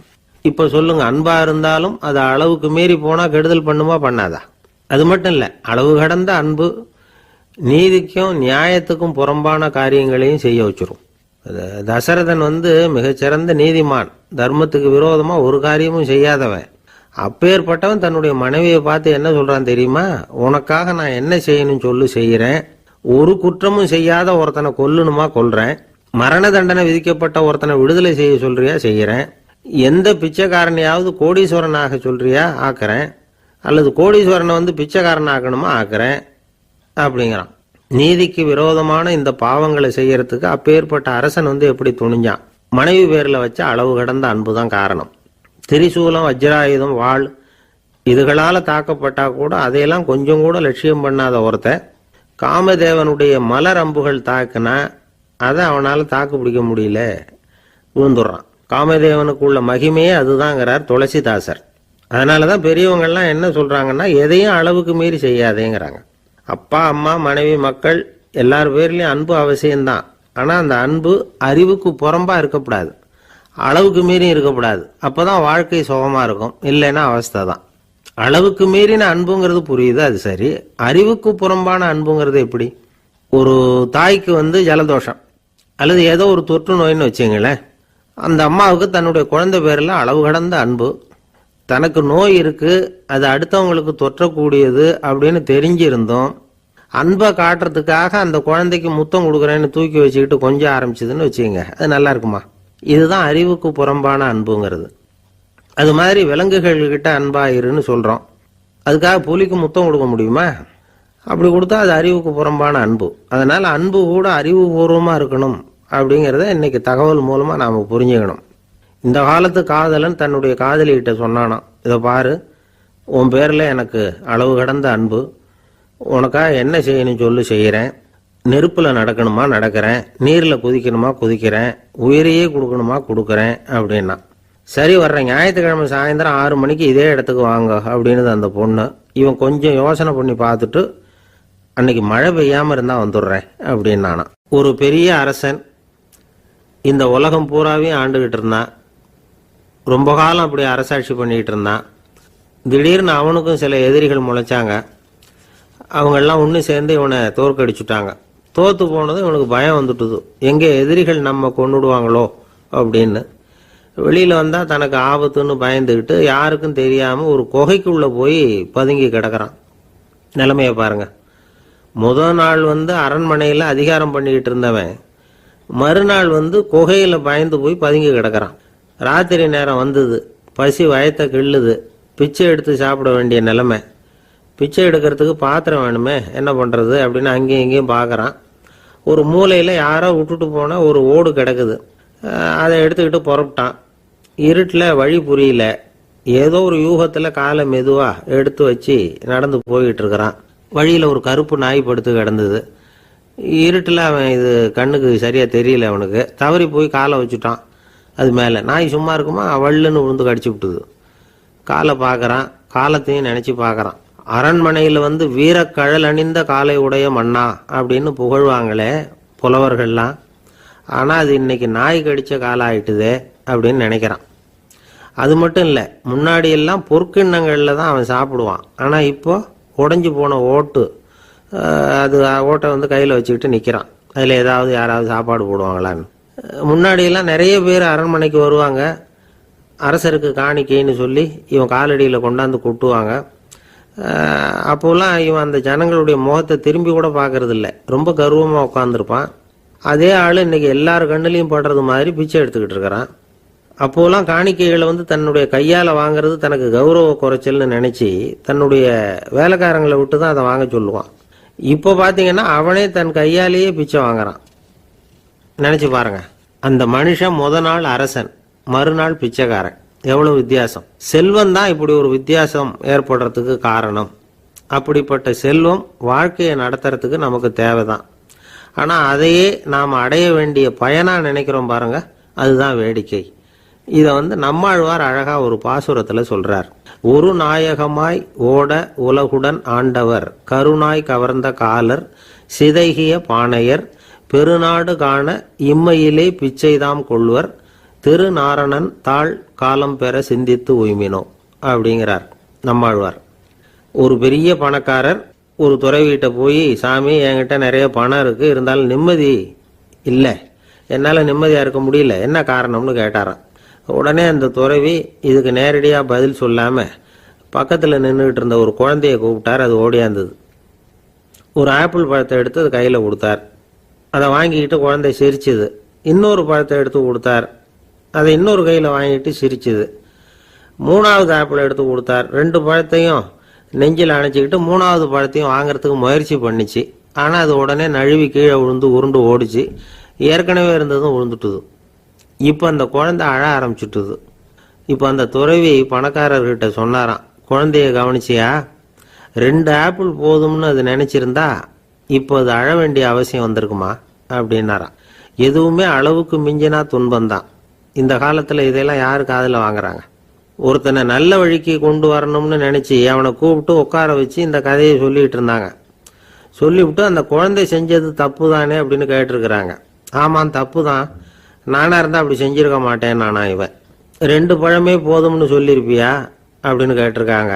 அப்படி இல்லைங்க, அவர் கொடுக்க கொடுக்க ஒவ்வொரு பழமா வாங்கி பின்னாடி வச்சுட்டு மறுபடியும் கையை நீட்டுவேன் அப்படிங்கிறானா. இவெல்லாம் எந்த காலத்துல திருந்துறது?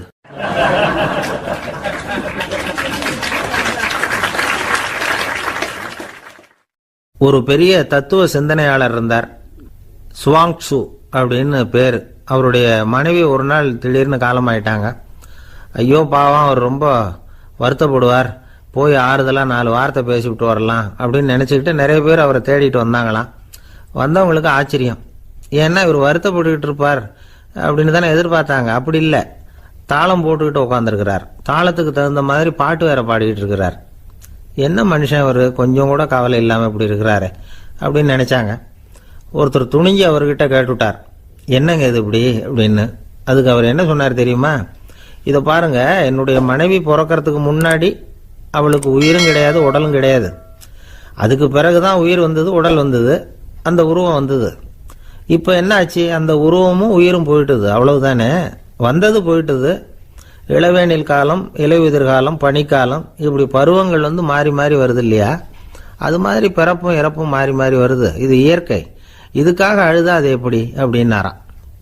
ஞான தெளிவு அடைஞ்சவங்களுக்கு எல்லாமே சுகம்தான். திருவள்ளுவரும் அதைத்தான் சொல்றார், உறங்குவது போலும் சாக்காடு, உறங்கி விழிப்பது போலும் பிறப்பு.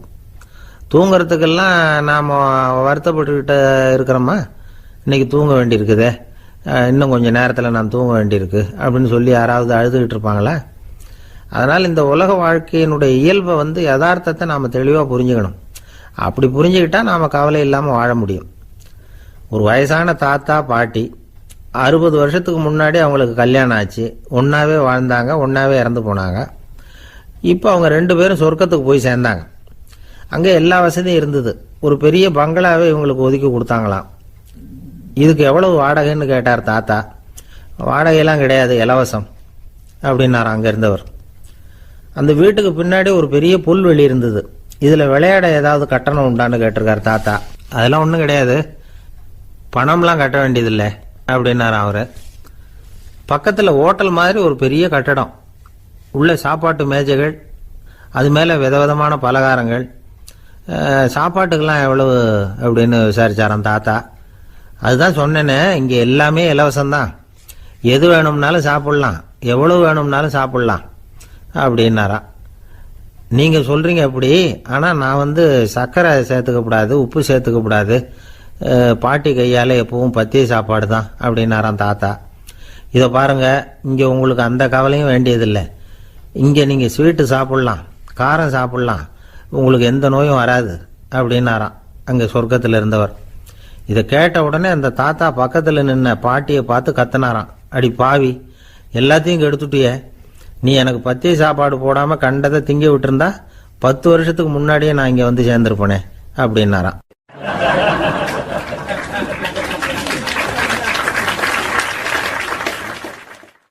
ஒரு சன்னியாசி, அவர் ஒரு நாள் ஒரு கனவு கண்டாராம்.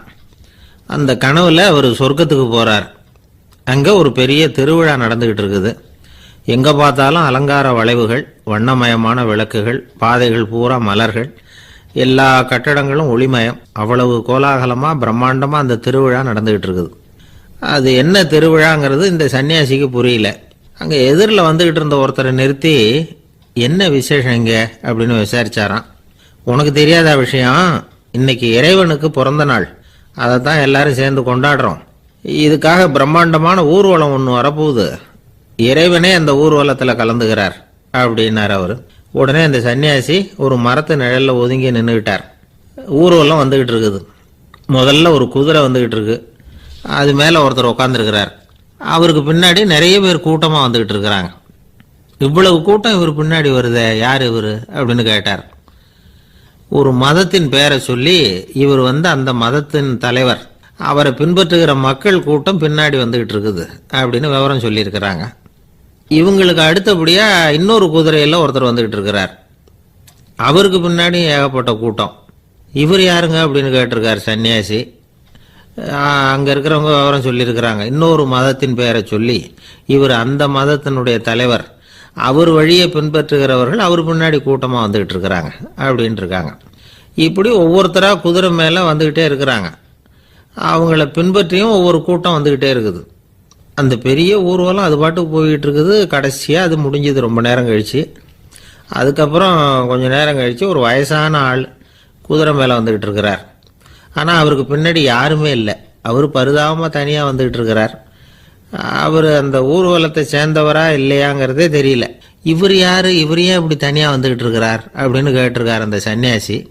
என்னது இப்படி கேட்குறீங்க? இவர் தான் கடவுள். இவருக்காக தான் இன்னைக்கு இந்த ஊர்வலமே நடக்குது. இவருக்கு தான் இன்னைக்கு பிறந்த நாள். முன்னாடி போகிற ஊர்வலம் பூரா இவருடைய பிறந்த நாளை கொண்டாடுறதுக்காக தான் அப்படின்ட்டு இருக்காங்க. இதை கேட்டதும் அந்த சன்னியாசிக்கு திடுக்குன்னு தூக்கி போட்டிருக்கு. இது வரைக்கும் கனவு கண்டுகிட்டு இருந்தவர் முடிச்சுக்கிட்டார். அதுக்கப்புறம் தான் யோசிச்சு பார்த்துருக்கார். உண்மைதான், மக்கள் எல்லாரும் பக்தி மார்க்கத்தில் போகிறதா நினச்சிக்கிட்டு பாதை மாறி போயிட்டு இருக்கிறாங்க. கடவுளை பின்பற்றுவதாக நினைக்கிறாங்க பக்தர்கள். ஆனால் கடவுளுக்கு பின்னாடி யாருமே இல்லை. இன்னமும் இயல்பாக இதை பற்றி யோசிச்சு பார்த்தா, உண்மைக்கு பின்னாடி தான் நான் போய்கிட்டு இருக்கேன் அப்படின்னு நிறைய பேர் சொல்கிறாங்க. ஆனால் அந்த உண்மை அனாதையாக போய்கிட்டு இருக்குது. அப்படி ஆயிட்டுது உலகம். இந்த காலத்துலேயும் ஒரு ஊர்வலம், ஒரு பெரிய மனுஷருக்கு பிறந்த நாள் விழா. அவர் குதிரை மேலே ஏறி முன்னாடி போயிட்டு இருக்கிறார். அவருக்கு பின்னாடி ஒரு 100 பேர் தொண்டர்கள் அவங்க பாட்டுக்கு போகிறாங்க. எல்லாம் பணம் கொடுத்து ஏற்பாடு பண்ணவங்க. எல்லாம் பணம் வாங்கிட்டு பின்னாடி போயிட்டு இருக்கிறாங்க. கொஞ்சம் தூரம் நடந்ததும் கால் வலிக்க ஆரம்பிச்சுட்டுது. ஒவ்வொருத்தராக அப்படியே ஒதுங்க ஆரம்பிச்சுட்டாங்க. அதான் முன்னாடியே பணம் கிடைச்சிட்டுதே, இனிமேல் ஒதுங்கினா என்னன்னு ஒதுங்கிட்டாங்க. ஒரு கட்டத்தில் குதிரையில் போகிறவர் தற்செயலாக திரும்பி பார்க்குறாரு. பின்னாடி யாருமே இல்லை. எல்லாரும் ஓடி போயிட்டாங்க. ஒரே ஒரு ஆள் மட்டும் ரொம்ப விசுவாசமாக பின்னாடி நடந்து வந்துக்கிட்டு இருந்தான். ஏன்ப்பா நீ மட்டும் வந்துக்கிட்டு இருக்கிறியே, நீ வீட்டுக்கு போகலையான்னு கேட்டிருக்காரு அவர். நீங்கள் அந்த குதிரையையும் அதுக்குள்ள வாடகை பணத்தையும் கொடுத்துட்டீங்கன்னா நானும் போயிடுவேன் அப்படின்னு நானாம் இந்த ஆள்.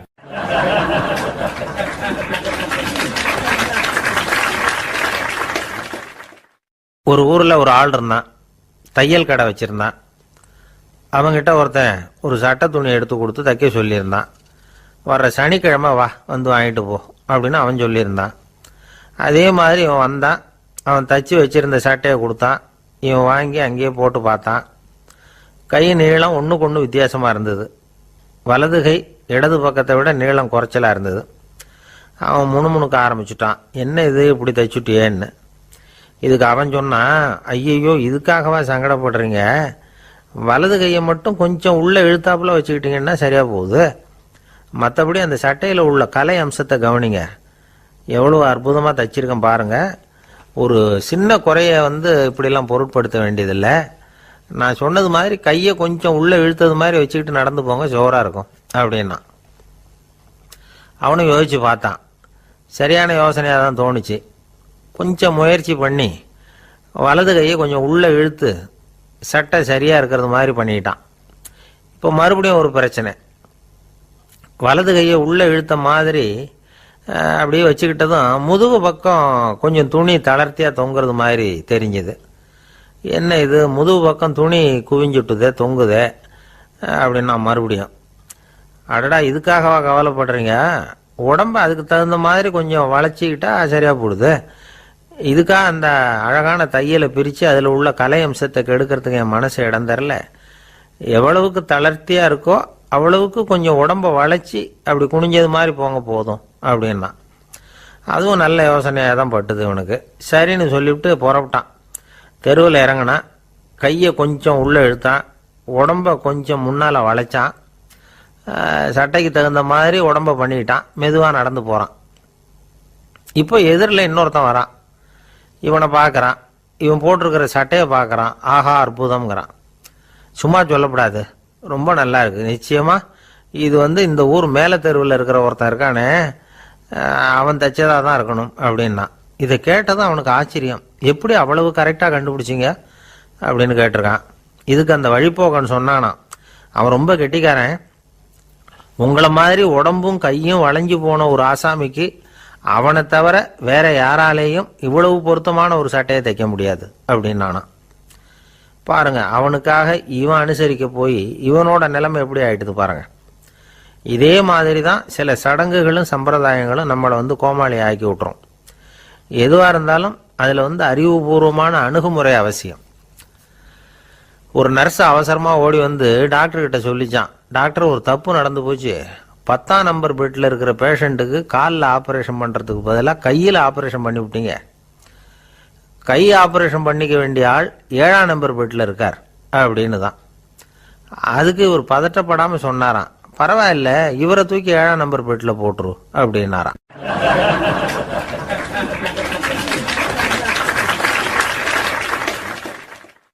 ஒரு மாணவனை பார்த்தேன். என்ன தம்பி படிப்புலாம் எப்படி இருக்குது அப்படின்னு விசாரித்தேன். அவன் ரொம்ப அழுத்துக்கிட்டான். நான் நல்லா தான் சார் படிக்கிறேன், இருந்தாலும் புத்தியில் சரியாக ஏற மாட்டேங்குது சார் அப்படின்னா. சரி, இவனும் நம்ம ரகம்தான் அப்படின்னு சொல்லி முடிவு பண்ணிக்கிட்டோம். கல்வி கற்கக்கூடிய ஒரு மாணவன் சம்பந்தப்படுற புத்திகள் பல வகை. அதை பற்றி ஒரு பெரியவர் விளக்கி இருக்கிறார். மிருத்து புத்தின்னு ஒன்று இருக்குதான். மிருத்துன்னா மண்ணு. மண்ணால் செவரு கட்டுறோம்ல, மண் சுவரில் ஆணி அடிக்கிறதும் சுலபம், அதை பிடுங்கி எடுக்கிறதும் சுலபம். அது மாதிரி சில பேர் குரு சொல்லி கொடுக்கறத சுலபமாக கேட்டு தெரிஞ்சு வச்சுக்குவாங்க, கொஞ்ச நேரத்தில் சுலபமாக மறந்தும் போயிடுவாங்க. இது மிருத்து புத்தின்னு பேர், மண் புத்தி. தாரு புத்தின்னு ஒன்று உண்டான். தாருன்னா மரம். அதில் பச்சை மரத்தில் ஆணி அடிக்கிறது சுலபம், ஆனால் அதை எடுக்கிறது கஷ்டம். அது மாதிரி ஆசிரியர்கிட்ட இருந்து கேட்டதை கவனமாக மனசில் பதிய வச்சுக்கிட்டு அதை மறக்காமல் இருக்கிறது தாரு புத்தி. பட்ட மரமாக இருந்தால் அதில் ஆணி அடிக்கிறதும் கஷ்டம், அடிக்கிற ஆணியும் சீக்கிரம் நழுவிடும். அது மாதிரி கேட்குற விஷயம் மனசில் பதியறதும் கஷ்டம். அப்படியே பதிஞ்சாலும் அது நீடிச்சிருக்கிறதும் கஷ்டம், கொஞ்ச காலத்தில் மறந்துடும். இன்னொரு வகை புத்தி ஒன்று உண்டு, அதுக்கு பேர் சிலா புத்தின்னு பேர். சிலான்னா கல். ஒரு கருங்கல்லில் 4 துளையை போட்டு ஒரு துளையில உளிய வச்சு அடிச்சா மற்ற துளை வழியாகவும் பிளந்து கல் 2ஆயிடும். அது மாதிரி சந்தியான இடங்கள்ல குறிப்பா ஒரு பொருளை சொன்னா அதை வச்சுக்கிட்டு மற்றதையும் தெரிஞ்சுக்கிறது, அது சிலா புத்தின்னு பேர். வேணு புத்தின்னா என்ன தெரியுமா? வேணுன்னா மூங்கில். மூங்கில் கணுவில் ஒரு பக்கம் உளிய வச்சு அடிச்சா 2 பக்கமும் பிளந்துரும். அது மாதிரி ஒரு செய்தியை கேட்டுக்கிட்டு இருக்கிறப்பவே அதோட முன்பின் தொடர்களையும் தெரிஞ்சுக்கணும், அது வேணு புத்தி. தைல புத்தின்னு ஒன்று உண்டு. தைலம்ங்கிறது எண்ணெய். தண்ணியில் ஒரு துளி எண்ணெயை விட்டா அது தண்ணி பூரா பரவி போடுதுல்ல, அது இப்படி பரவுறது மாதிரி ஆசிரியர் சுருக்கமாக ஒரு கருத்தை சொன்னால் அதை வச்சுக்கிட்டு பூரா விஷயங்களையும் தெரிஞ்சுக்கணும், அது தைல புத்தி. கற்பூர புத்தின்னு ஒன்று கேள்விப்பட்டிருக்கோம். அது எப்படின்னா, கற்பூரம் தீ பட்ட உடனே பிடிச்சிக்கும். ஆசிரியர் சொன்ன உடனே நுண்ணறிவோட பாடங்களை புரிஞ்சுக்கிறது இந்த வகை புத்தி. கரி புத்தின்னு ஒன்று. அது எப்படின்னா, கரியில் நெருப்பை வச்சு விசிறிய பிறகு அதுக்கப்புறம் அது கறி நெருப்பாகும். அது மாதிரி காலம்பரை சாயந்தர வேலைகளில் ஆசிரியர் பாடம் சொல்லி கொடுப்பார், அதை கொண்டு புரிஞ்சுக்கிறது இந்த வகை. கதலித்தண்டு புத்தின்னு ஒன்று சொல்லுவாங்க. கதலிங்கிறது வாழை மரம். வாழைத்தண்டில் தீ வைக்கிறது எவ்வளவு சிரமமோ அவ்வளவு சிரமத்தோட கல்வி கற்கிறது கதலித்தண்டு புத்தி. இதை தவிர இன்னும் சில வகையான மாணவர்களை கூட அடையாளம் காட்டுறாங்க. ஆசிரியர் சொன்னதில் நல்லதை மட்டும் எடுத்துக்கிறவன் அன்னம். ஆசிரியர் கிடைச்ச இடத்துல பாடத்தை கேட்டுக்கிட்டு பிறகு தனியாக உட்காந்து சிந்திக்கிறவன் பசு. பசுமாடு அப்படி தானே, புல்லு கண்ட இடத்துல மேயும், அதுக்கப்புறம் நிதானமாக அசை போட்டுக்கும். ஆசிரியர் சொன்னதை தவிர வேற எதையும் சொல்ல முடியாதவன் கிளி. பல இடங்களில் பாடங்கள் கேட்டு கடைசியில் ஒன்றும் புரியாமல் போகிறவன் ஆடு. ஆடு ஒரு செடியில் வயிறார மேயாது, ஒரே செடியில். இக்கரைக்கு அக்கறை பச்சைன்னா அங்கேயும் இங்கேயும் அலைஞ்சிக்கிட்டே இருக்கும். சில பேருக்கு எருமைன்னு பேர். எருமை எப்படின்னா, குளத்து நீரை கலக்கி தான் குடிக்கும். அது மாதிரி ஆசிரியர் மனசை நோக செய்து பயில்கிற மாணவர்கள்லாம் இந்த ரகம். இவ்வளவுலாம் இருந்தாலும் இந்த காலத்து மாணவர்கள்லாம் ஒரு தனி ரகம். ஒரு ஆசிரியர் வகுப்புல பாடம் நடத்திக்கிட்டு இருந்தார். இலக்கண வகுப்பு. இறந்த காலம், நிகழ்காலம், எதிர்காலம், past tense, present tense, future tense, இதை பற்றிலாம் பாடம் நடத்துகிறார். எல்லாம் சொல்லி கொடுத்துட்டு இப்போ நான் ஒரு வாக்கியம் சொல்லுவேன், அது என்ன காலம் அப்படிங்கிறத நீங்கள் சொல்லணும்னார் ஆசிரியர். சரின்னாங்க மாணவர்கள்லாம். நான் நாளைக்கும் பாடம் நடத்த போகிறேன், இது என்ன காலம் அப்படின்னு கேட்டார் ஆசிரியர். அதாவது நான் நாளைக்கும் பாடம் நடத்த போகிறேன், இந்த வாக்கியம் என்ன காலம்னு கேட்டார். ஒரு பையன் மெதுவாக எழுந்திரிச்சு சொன்னான், இது எங்க போதாத காலம் சார் அப்படின்னு சொல்லிவிட்டு உட்காந்துட்டானா.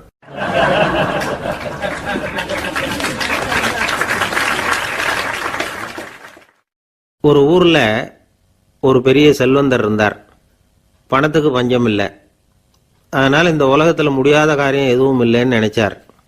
பணம் இருந்தாலே அந்த நினைப்பு தானா வந்துடும். அதனால இவரும் அப்படி நினைச்சதுல ஒன்றும் தப்பு இல்லை. அந்த ஊருக்கு குருநானக் ஒரு தடவை வந்தார். அவருக்கு இந்த செல்வந்தர் ரொம்ப பிரமாதமா ஒரு வரவேற்பு கொடுத்தார். ஊர் எல்லையிலேயே எங்க வீட்டுக்கு விருந்து சாப்பிட்டுட்டு போகணும்னு கேட்டுக்கிட்டார். அவரும் சரின்னு ஒத்துக்கிட்டார். உடனே தன்னுடைய பங்களாவில் ஒரு பெரிய விருந்துக்கு ஏற்பாடு பண்ணார். குருநானக் அழைச்சிட்டு வீட்டுக்கு போனார், உட்கார வச்சார். ஐயா, நான் இந்த ஊர்லயே ரொம்ப பெரிய வசதி உள்ளவன், என்னால் எல்லாம் முடியும். உங்களுக்காக நான் என்ன செய்யணும்னு சொல்லுங்க, எதுவாக இருந்தாலும் பரவாயில்ல, எவ்வளவு செலவானாலும் பரவாயில்ல, என்னால் செய்ய முடியும். என்ன செய்யணும்னு சொல்லுங்க, அது போதும், நான் செய்கிறேன் அப்படின்னு நான் ரொம்ப பணிவா. இதை கேட்டதும் குருநானக் சிந்திச்சார் கொஞ்ச நேரம். அதுக்கப்புறம் தன்னோட சட்டை பைக்குள்ள கையை விட்டு ஒரு பழைய ஊசி ஒன்று எடுத்தார். அந்த செல்வந்தர்கிட்ட கொடுத்தார். இதை பாருங்க, இவ்வளவு தூரம் நீங்கள் கேட்கறதுனால சொல்கிறேன், எனக்கு நீங்கள் செய்ய வேண்டிய உதவி இதுதான்னார். ஊசியை கையில் வாங்கிக்கிட்டு இது என்ன செய்யணும்னு சொல்லுங்க அப்படின்னார் அவர். நீங்கள் செய்ய வேண்டியது என்னன்னா, இந்த ஊசியை பத்திரமா வச்சிருக்கணும். நாம் 2 பேரும் இறந்து போனதுக்கு பின்னாடி இன்னொரு உலகத்தில் நாம் சந்திக்கக்கூடிய வாய்ப்பு இருக்குது. அப்போ இந்த ஊசியை என்கிட்ட கொண்டாந்து கொடுக்கணும். இதுதான் நீங்கள் எனக்காக செய்ய வேண்டிய உதவி அப்படின்னார் குருநானக் லேசாக சிரிச்சுக்கிட்டே.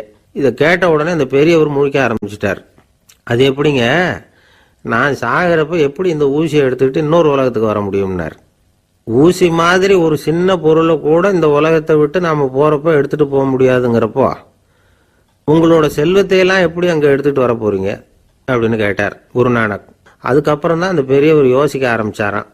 குருநானக் சொல்கிறார், இதை பாருங்க, நாம் செய்கிற நல்லது கெட்டது தான் கடைசி வரைக்கும் நம்ம கூட இருக்கும். அடுத்தவங்க நல்லா இருக்கணுங்கிறதுக்காக பொருளை செலவு செய்யணும். அப்படி செய்யலைன்னா எந்த பிரயோஜனமும் இல்லை அப்படின்னார்.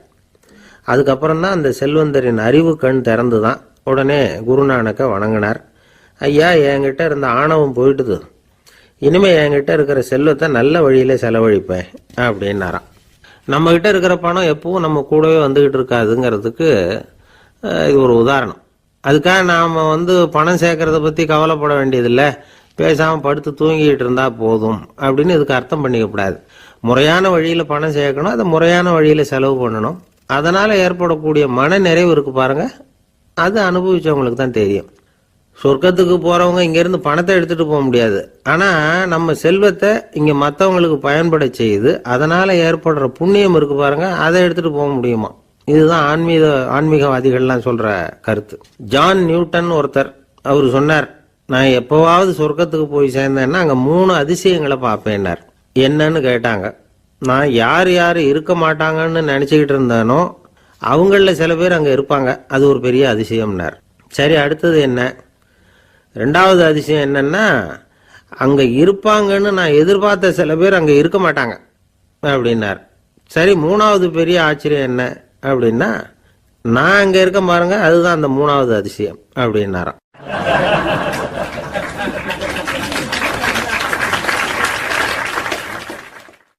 ஒருத்தர் ஓடி வந்தார்.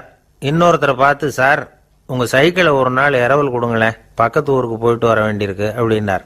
இவர் சைக்கிளை கொடுத்து பத்திரமா கொண்டுகிட்டு போங்கன்னார். சார், இதை பத்திரமா கொண்டு போகிறேன், கவலையே வேணாம், ஏன்னா இது உங்களோட சைக்கிள் அப்படின்னு நான் நினைக்கல, என்னோட சைக்கிளாக நினைக்கிறேன் அப்படின்னார். அதுக்கப்புறம் தான் இவருக்கு உண்மையாகவே பயம் வந்துட்டுது. ஏன்னா அவர் சொன்னது மாதிரி அதை தன்னோட சைக்கிளாகவே நினச்சி தள்ளிட்டு போட்டா என்ன பண்ணுறது? எது எதை நம்முடையதா நினைக்கணுங்கிறதுக்கு ஒரு வரையறை இருக்குது. சில பேர் ஆஃபீஸையே வீடாக நினச்சி விடுறது உண்டு. அப்படிப்பட்டவங்க கூட வீட்டை ஆஃபீஸாக நினைக்கிறது இல்லை. ஏன்னா வீட்டில் இவர் ஆஃபீஸராக நடந்துக்க முடியறதில்ல. இதெல்லாம் ஒரு பக்கம் இருக்கட்டும். இப்போ விஷயத்துக்கு வருவோம். பொறியியல் மேதை டாக்டர் விஸ்வேஸ்வரய்யா இருந்தார் இல்லையா, பாரத ரத்னா விருதெல்லாம் கொடுத்தாங்களே. ஆஃபீஸ் வேலை வேற, சொந்த வேலை வேற அப்படிங்கிறதுக்கு ஒரு உதாரணமாக இருந்தவர் அவர். மைசூர் மகாராஜா கிட்ட திவானா இருந்தார். அவர் ஒரு நாள் அரசாங்க வேலை காரணமாக வெளியூர் போயிருந்தார். ஹாசன்கிற ஊருக்கு பக்கத்தில் ஒரு பயண மாளிகை, அங்கே தங்கிவிட்டார். ராத்திரி அங்கே தங்கி இருந்துட்டு விடிஞ்சதும் ஊருக்கு திரும்புறதாக திட்டம். ராத்திரி தூங்கிறதுக்கு ரொம்ப நேரம் ஆயிட்டுது. ரொம்ப நேரம் வரைக்கும் அரசாங்க சம்பந்தப்பட்ட வேலைகளையே பார்த்துக்கிட்டு இருக்கிறார். அரசாங்க ஃபைல்கள் நிறைய இருந்தது. அதையெல்லாம் ஒவ்வொன்றா எடுத்தார், படித்து பார்த்தார், பரிசீலனை பண்ணார். அதில் எழுத வேண்டியதை எழுதினார், கையெழுத்து போட்டார். ஒரு வழியாக அந்த வேலையெல்லாம் முடிஞ்சுது. அதுக்கப்புறம் என்ன பண்ணார்னா, தன்னுடைய சூட்கேஸை திறந்தார். அதிலிருந்து 2 மெழுகுவத்தியை எடுத்து கொளுத்தி வச்சார். அந்த பயண மாளிகையில் அது வரைக்கும் எரிஞ்சுக்கிட்டு இருந்த மின்சார விளக்குகளை அணைச்சுட்டார். அதுக்கு பிறகு அந்த மெழுகுவத்தி வெளிச்சத்தில் சில புத்தகங்களை தொடர்ந்து படிக்க ஆரம்பிச்சிட்டார். அந்த பயண மாளிகையில் பணியாளராக இருந்தவர் இதை பார்த்துட்டு ஓடி வந்தார். மறுபடியும் மின் விளக்க போடுறதுக்காக போனார். விஸ்வேஸ்வரய்யா அதை பார்த்துட்டு போட வேணாம்ட்டாராம். இது வரைக்கும் நான் அரசாங்க அலுவல்களை கவனிச்சுக்கிட்டு இருந்தேன், அதனால் மின் விளக்குகள் அப்போ எரிஞ்சதில் தப்பு இல்லை. இப்போ நான் புத்தகம் படிச்சுக்கிட்டு இருக்கேன், இது என்னுடைய சொந்த வேலை. இங்கே இருக்கிற மின் விளக்கு அதுக்காக ஏன் எரியணும் அப்படின்னு கேட்டாராம். இப்போ இருக்கிற சில அரசு பணியாளர்கள்கிட்ட இந்த சம்பவத்தை பேச்சோட பேச்சா சொல்லி பார்த்தேன். அவங்களால இதை ஜீரணிக்கவே முடியல. நேர்மை தேவைதான் சார், அதுக்காக அவ்வளவு தூரத்துக்கு அது தேவையா அப்படிங்கிறாங்க. விஸ்வேஸ்வரய்யா அப்படி பண்ணினது தான் ஒரு நேர்மையாளர் அப்படின்னு இந்த உலகத்துக்கு நிரூபிக்கணுங்கிறதுக்காக இல்லை. தான் அப்படி நடந்து காட்டினா தன்னை சுற்றி இருக்கிறவங்களும் அதை கேள்விப்படுறவங்களும் முடிஞ்ச அளவுக்கு பொது வாழ்க்கையில், அரசு பணியில் நேர்மையை கடைபிடிக்க முயற்சி பண்ணலாமே அப்படிங்கிறதுக்காகத்தான். இப்போவும் சில பேர் இருக்கிறாங்க, இவங்க ஆஃபீஸ் வேற வீடு வேறன்னு நினைக்கிறது இல்லை, அவ்வளோ உரிமை. ஒருத்தர் அப்படிதான், அவருக்கு அவசரமாக 5000 ரூபா தேவைப்பட்டது. ஆஃபீஸு பணத்தை எடுத்துக்கிட்டார். அந்த நேரம் பார்த்து ஆடிட் வந்துட்டுது. ஆப்பிட்டுக்கிட்டார். விசாரணை நடக்குது. அவர் சொல்கிறார், சார் நான் நேரம் காலம் பார்க்காம ஆஃபீஸில் வேலை செய்வேன். ஏன்னா அதை என்னோட ஆஃபீஸாக நினைக்கிறேன். அவசரத்துக்கு அந்த பணத்தை எடுத்தேன், மறுபடியும் வச்சுடலாம்னு தான் இருந்தேன். அதுக்குள்ளே இப்படி ஆயிட்டுது. நீங்கள் என்ன நினச்சாலும் சரி, நான் ஆஃபீஸ் வேற வீடு வேற அப்படின்னு நினைக்கிறது இல்லை, அது என்னோட சுபாவம் அப்படின்னார். விசாரணை பண்ணவர் தீர்ப்பு வழங்கினார். உங்கள் சுபாவத்துக்கு மதிப்பு கொடுத்து நானும் தீர்ப்பு வழங்குறேன். நீங்கள் கொஞ்ச நாள் ஜெயிலில் இருந்துட்டு வாங்க, அது உங்களுக்கு கஷ்டமாக இருக்காதுன்னு நினைக்கிறேன். ஏன்னா அங்கே போனாலும் நீங்கள் உங்கள் சுபாவப்படி வீடு வேற ஜெயில் வேறன்னு நினைக்க மாட்டீங்க அப்படின்னாராம்.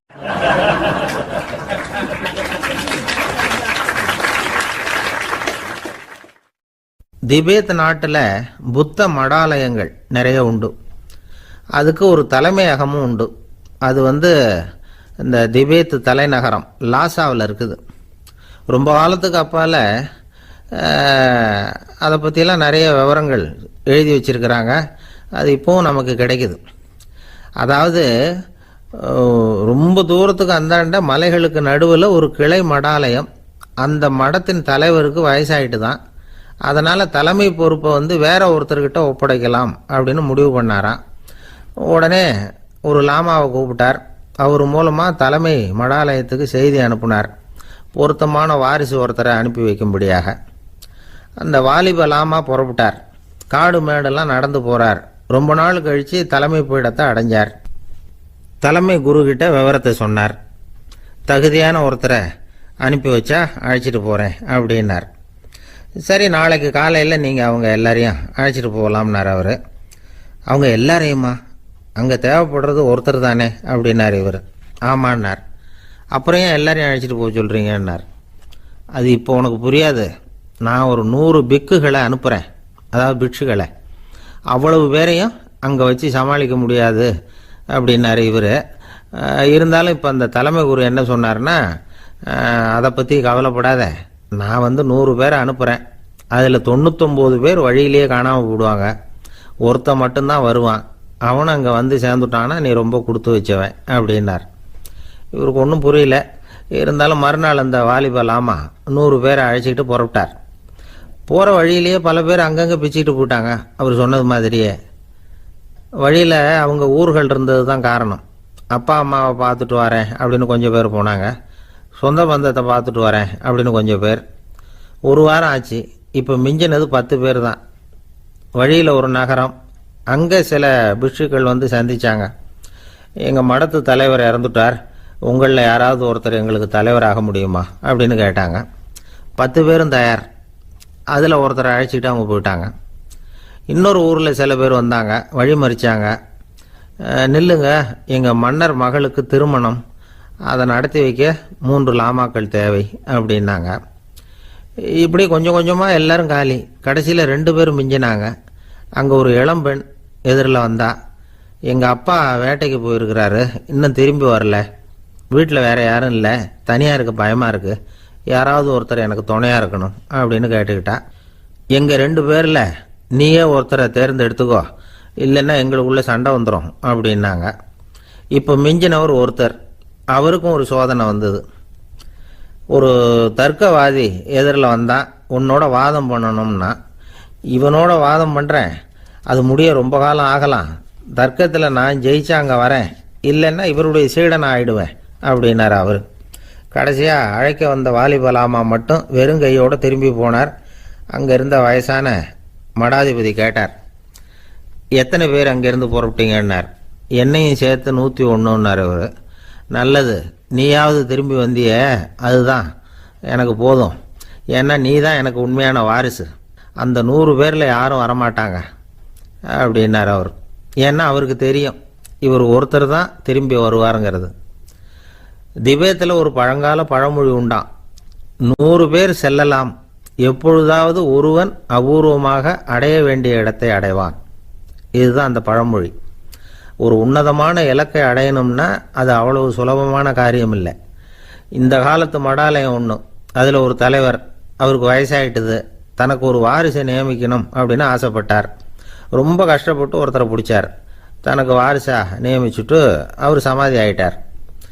புதுசாக பொறுப்பேற்றுக்கிட்டவர் அப்படியே உட்காந்துருந்தார். அவரை தேடிட்டு பத்திரிகை நிருபர்கள்லாம் வந்தாங்க, கேட்டாங்க.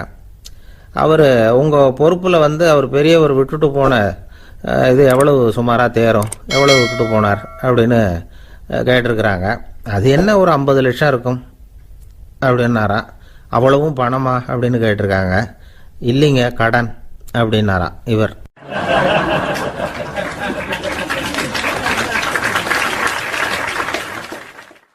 ஒரு நண்பர் யாருக்கோ ஃபோன் பண்ணிகிட்டு இருந்தார். அவர் பேசி முடித்ததும் நான் அவரை பார்த்து, இப்போ ஃபோன் பண்ணிங்களே, அந்த ஃபோன் நம்பர் என்ன அப்படின்னு கேட்டேன். அவர் தலையை சொரிஞ்சுக்கிட்டார், ஞாபகம் வரலன்னார். சரி சார், அதை விடுங்க, உங்கள் மனைவி பேர் என்ன அப்படின்னு கேட்டேன். மாலதின்னார். என்ன சார் இது வேடிக்கை, கொஞ்ச நேரத்துக்கு முன்னாடி பேசின ஃபோன் நம்பர் வந்து மறந்து போச்சு, எப்போவோ கல்யாணம் பண்ணிக்கிட்ட மனைவி பேர் மறக்கலை, அதை கரெக்டாக சொல்லிவிட்டீங்களே அப்படின்னு கேட்டேன். அவர் என்ன ஒரு மாதிரியாக பார்த்தார். அவர் அப்படி என்னை பார்த்ததில் ஒன்றும் தப்பு இல்லை, ஏன்னா நாம் எல்லாருமே அப்படித்தானே, ஒரு குறிப்பிட்ட காரியத்துக்காக தொலைபேசியில் ஒருத்தட்ட பேசுகிறோம், அதுக்கப்புறம் அந்த எண் வந்து நமக்கு அனாவசியம், அதனால் மறந்துடுறோம். இதுக்கு பேர் தான் தற்காலிக ஞாபகம். ஆனால் மனைவி பேரை வந்து மறந்துட முடியுமா? முடியாது. அது வந்து அவசியமான ஒன்று. அடிக்கடி அந்த பேரை வந்து உபயோகப்படுத்துகிறோம், அதனாலேயும் அது வந்து முக்கியங்கிறதுனாலேயும் அதை மறக்கிறது இல்லை. இதுக்கு பேர் நிரந்தர ஞாபகம். சரி, இந்த தற்காலிக ஞாபகம், நிரந்தர ஞாபகம், இது 2 ஞாபக அளவுகளையும் கட்டுப்படுத்துறது எது அப்படின்னா மூளைக்குள்ள நடக்கிற மின்சார நடவடிக்கைகள் தான். தற்காலிக ஞாபகம் ஒரு மின்னல் மாதிரி தோன்றி மறையுது. நிரந்தர ஞாபகம் ஒரு படிவம் போல மூளையில் படிஞ்சுடுது. ஒரு சம்பவத்தின் பல பிரதிகள் மூளையில் பல்வேறு பகுதிகளிலேயும் படிகிறதுனால ஒன்று மறைஞ்சாலும் மறந்தாலும் இன்னொன்று மறையறதில்லை. இப்படிப்பட்ட நிலைமையில தான் இந்த தொண்டையில் இருக்கு, வாயில் வரமாட்டேங்குது சார் அப்படிமா. ஒருத்தருக்கு எந்த துறையில் ஆர்வமும் ஈடுபாடும் அதிகமோ அது சம்பந்தமான ஞாபக சக்தி அதிகமாக இருக்கும். தொழிலை விரும்புகிற ஒரு டெலிஃபோன் ஆபரேட்டருக்கு எண்கள்லாம் நல்ல ஞாபகம் இருக்கும். அது மாதிரி கவிஞர்களுக்கு வார்த்தைகள் நல்ல ஞாபகத்தில் இருக்கும். இது ஒரு பக்கம் இருந்தாலும் ஒரு மூளை வந்து எண்களை விட எழுத்துக்களை விட படங்களை ரொம்ப சுலபமாக ஞாபகத்தில் வச்சுக்குது. புரிஞ்சுக்கிற தன்மை, அனுபவம், புத்தி கூர்மை இது கூடி குறையிறத பொறுத்து ஞாபக சக்தியும் ஏறும் இறங்கும். இப்போ உதாரணத்துக்கு ஒரு பையனுக்கு படித்தது எதுவும் ஞாபகத்தில் இல்லைன்னா அவன் அதை சரியாக புரிஞ்சுக்கலன்னு அர்த்தம். இந்த மறதிங்கிறது எந்த சமயத்தில் ஒரு பிரச்சனை ஆகுது தெரியுமா? உங்களுக்கு வேண்டியப்பட்ட ஒருத்தரை ஞாயிற்றுக்கிழமை சாயந்தரம் சரியாக 5 மணிக்கு கடற்கரைக்கு வர சொல்லிவிட்டு அந்த நேரத்தை மறந்துவிட்டா அது பரவாயில்ல, வர சொன்னதையே மறந்துவிட்டா தான் நிலைமை மோசம்னு அர்த்தம். இப்படி இருந்தால் இது சிகிச்சை எடுத்துக்க வேண்டிய நிலைமைங்கிறத புரிஞ்சுக்கணும். ஆமாம், இதுக்கும் மருந்து இருக்கு. ஆனால் மூளை குறிப்பிட்ட அளவுக்கும் கீழே இயங்குறப்போவோ இன்னொன்று சொல்லுவாங்க, இந்த நியூரோ டிரான்ஸ்மிட்டர் அப்படின்னு சொல்லுவாங்க. அப்படிங்கிற மூளை ரசாயனம் ரொம்பவும் குறைஞ்சி போகிறப்போ மட்டும்தான் உபயோகப்படும். டாக்டர் என்ன சொல்கிறாங்க தெரியுமா? மூளையை பொறுத்த வரைக்கும் அதில் ஞாபக சக்தி அதிகமாக உள்ள மூளை, மறதி உள்ள மூளை அப்படின்னு ஒன்றும் கிடையாது அப்படிங்கிறாங்க. நினைவு வச்சுக்கிறதுக்கு பயிற்சி அளிக்கப்பட்ட மூளை, பயிற்சியற்ற மூளை அப்படின்னு வேணும்னா சொல்லலாம் அப்படின்னு சொல்கிறாங்க. அதனால நம்ம ஞாபக சக்திங்கிறது நம்ம கிட்ட இருக்கிற பயிற்சி, முயற்சி இதை பொறுத்து தான் அமையும். ஒருத்தர் ஒரு பென்சிலை எங்கேயோ வச்சுக்கிட்டு தேடிக்கிட்டு இருந்தார். அப்புறம் என்னமோ தீவிரமா யோசனை பண்ணி அதை ஞாபகப்படுத்தி பார்த்துக்கிட்டு இருந்தாராம். எதிரில் உட்காந்துருந்தவர் சொன்னார், பென்சிலை தானே தேடிட்டு இருக்கீங்க, அது உங்க வலது காதில் இருக்குது சார் அப்படின்னாராம் அவரு. இதுக்கு அவர் சொல்லியிருக்காரு, பென்சிலை வலது காதில் தான் வச்சிருக்கேங்கிறது எனக்கு நல்லா ஞாபகம் இருக்கு, ஆனா எது வலது காதுங்கிறது தான் மறந்து போச்சு அப்படின்னாராம். அவர் அதை தான் யோசிச்சுட்டு இருந்திருக்கிறார்.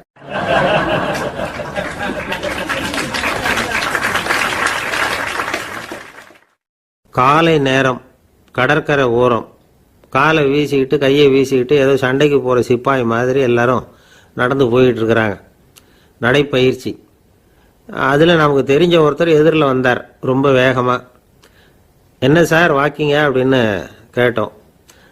அவரால் ஆமாம்னு பதில் சொல்ல முடியல, அவ்வளவு கஷ்டம். மூச்சு விடுறதுக்கே வாயை திறந்து மூடிட்டு இருக்கிறார். எங்கே பேசுறது? கொஞ்சம் நின்று நிதானிச்சு மூச்சு விட்டுட்டு அதுக்கப்புறம் சொன்னார் ஆமாம் அப்படின்னு. என்ன சார் இவ்வளவு வேகம்னோம்? உங்கள் பேச்சை கேட்டுவிட்டு தான் சார் நடக்க ஆரம்பித்தோம். நீங்கள் தான் அடிக்கடி சொல்லிகிட்டு இருந்தீங்க நடக்கிறது நல்லதுன்னு. அன்னையிலேருந்து ஆரம்பிச்சுட்டேன், ஆனால் ரொம்ப கஷ்டமாக இருக்குது சார். இப்போ பாருங்கள், உங்கள்கிட்ட சுலபமாக பேசக்கூட முடியல, மூச்சு வாங்குது, உடம்பு கூட வலிக்கிறது மாதிரி இருக்குது அப்படின்னு அவர் பாட்டுக்கு பேச ஆரம்பிச்சிட்டார். உங்களை யார் சார் இவ்வளவு வேகமாக நடக்க சொன்னது? வேகத்தை குறைங்க, மெதுவாக நடங்க அப்படின்னோம். நீங்கள் நடக்கிறதுனால என்னென்ன சௌகரியம்னு அன்னைக்கு சொன்னீங்களே தவிர சௌகரியமாக நடக்கிறது எப்படின்னு சொல்லலையே அப்படின்னார் அவர். இன்னமும் லேசாக மூச்சு வாங்கிக்கிட்டே சொன்னால் கூட இவர் சொல்கிறதுலேயே ஒரு நியாயம் இருக்குது. அதனால் இந்த நடைப்பயிற்சி பண்ணுறவங்க கவனிக்க வேண்டிய சில முக்கியமான குறிப்புகள் இருக்குது. அது என்னென்னங்கிறத அவங்க தெரிஞ்சுக்கணும். அது தெரிஞ்சு வச்சுக்கிறது நல்லது. இதெல்லாம் மருத்துவ நிபுணர்கள் சொல்கிற குறிப்புகள். அவங்க என்ன சொல்கிறாங்க தெரியுமா? உங்கள் வயசு 40க்கு மேலேயா?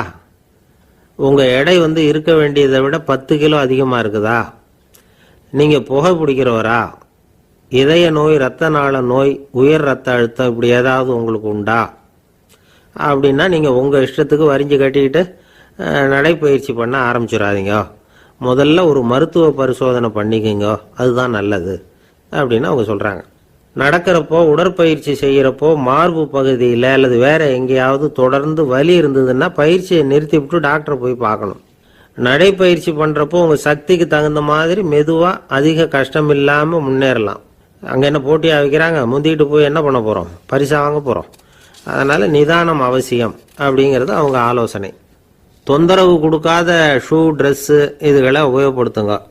பாதத்தில் ஆடு தசை இருக்குல்ல, அங்கே ஏதாவது பிரச்சனை இருந்ததுன்னா டாக்டரை பாருங்கள். இந்த பாதத்தில் வலி வரும் அந்த இடத்துல. வெயில் காலமாக இருந்தால் தலைக்கு தொப்பி வச்சுக்கோங்க. பனியில் நடந்தாலும் அப்படி தான், தலையை பத்திரமா பார்த்துக்குங்க. நம்மக்கிட்ட ஏதோ கொஞ்சம் உருப்படியாக தெரியறது அதுதானே.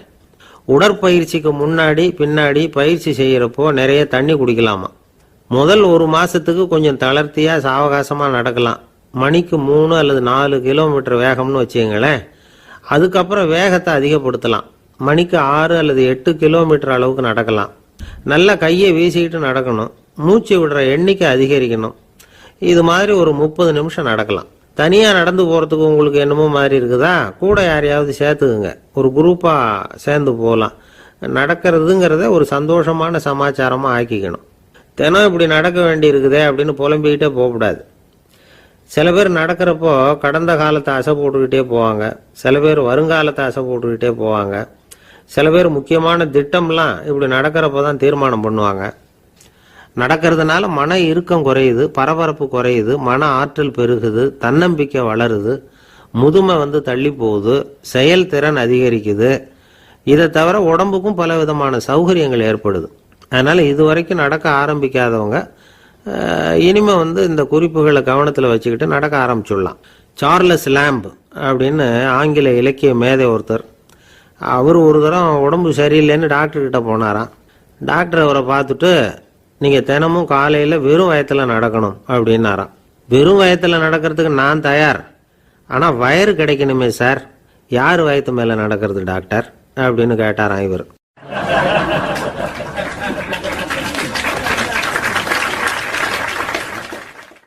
எனக்கு ஒரு உதவி செய்யணும் அப்படின்னு நம்மளை பார்த்து ஒருத்தர் கேட்குறாருன்னு வச்சுங்களேன், உடனே நாம் அவரை பார்த்து என்ன உதவின்னு கேட்போம். இதுதான் சராசரி மனிதர்களின் இயல்பு.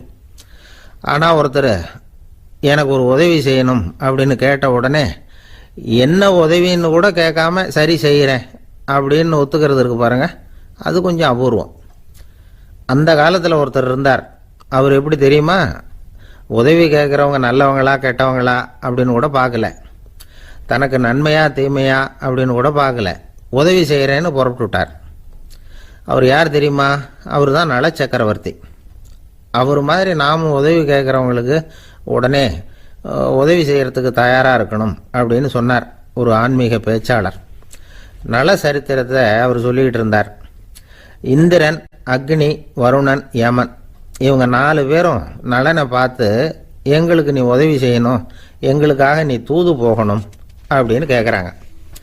யாருக்கிட்ட தூது போகணும், என்ன காரியத்துக்காக போகணும் அப்படின்னு கேட்கணும்ல. நலன் அப்படி கேட்கவே இல்லை, உடனே சரின்னு ஒத்துக்கிறான். அதுக்கப்புறம் அவங்க விவரம் சொல்கிறாங்க, என்ன உதவி, யாருக்கிட்ட தூது போகணும் அப்படிங்கிற விவரத்தை சொல்கிறாங்க. நலனுக்கும் அப்புறம்தான் புரியுது, எந்த தமயந்தியை இவன் காதலிச்சானோ, எந்த தமயந்தின் சுயம்பரத்துக்காக இவன் போய்கிட்டு இருக்கிறானோ அந்த தமயந்தியை பார்த்து தங்களுக்காக அவகிட்ட வாதாடணும், பேசணும், தங்களில் ஒருத்தரை கல்யாணம் பண்ணிக்கும்படியாக கேட்கணும் அப்படின்னு அவங்க 4 பேரும் நலன்கிட்ட கேட்குறாங்க. இதை கேட்டதும் நலன் கொஞ்சம் கூட முகம் சுளிக்கலை, பதட்டப்படலை. நேராக தமயந்தி கிட்ட போகிறான். இந்திரன், அக்னி, வருணன், யமன் இவங்களோட சிறப்புகளை எடுத்து சொல்கிறான்.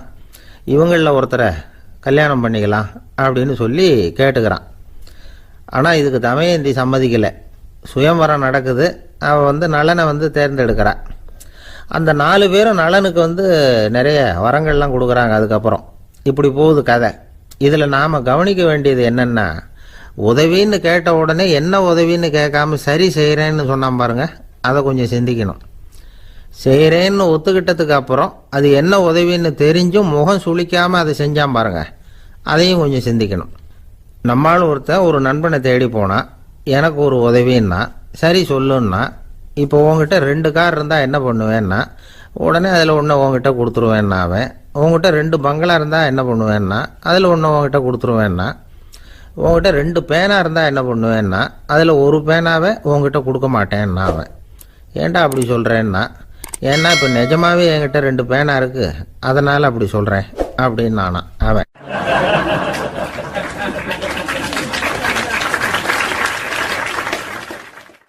ரொம்ப பேருக்கு கூட்டத்தில் பேசுறதுன்னா பயம். நமக்கு ஒன்றும் தெரியாதுன்னு மற்றவங்க நினச்சிடக்கூடாதுங்கிற எண்ணம் தான் இதுக்கு காரணம். ரொம்ப முக்கியமான ஒரு கூட்டம்னா பயமும் அதிகமாக இருக்கும்.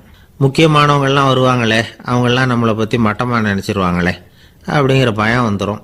ஆனால் மேடை பேச்சுங்கிறது அவ்வளவு கடினமான ஒரு காரியம் இல்லைங்கிறாங்க அது சம்பந்தமான நிபுணர்கள். யாரும் பேச்சாளர் ஆகலாம், இது ஒன்றும் பெரிய கிஃப்ட் கிடையாது அப்படின்னு அவங்க சொல்கிறாங்க. நீங்கள் ஒரு சிறந்த பேச்சாளர் ஆகணுமா அப்படின்னா அதுக்குன்னு சில ஆலோசனைகளை சொல்லி வச்சிருக்கிறாங்க அனுபவசாலிகள்.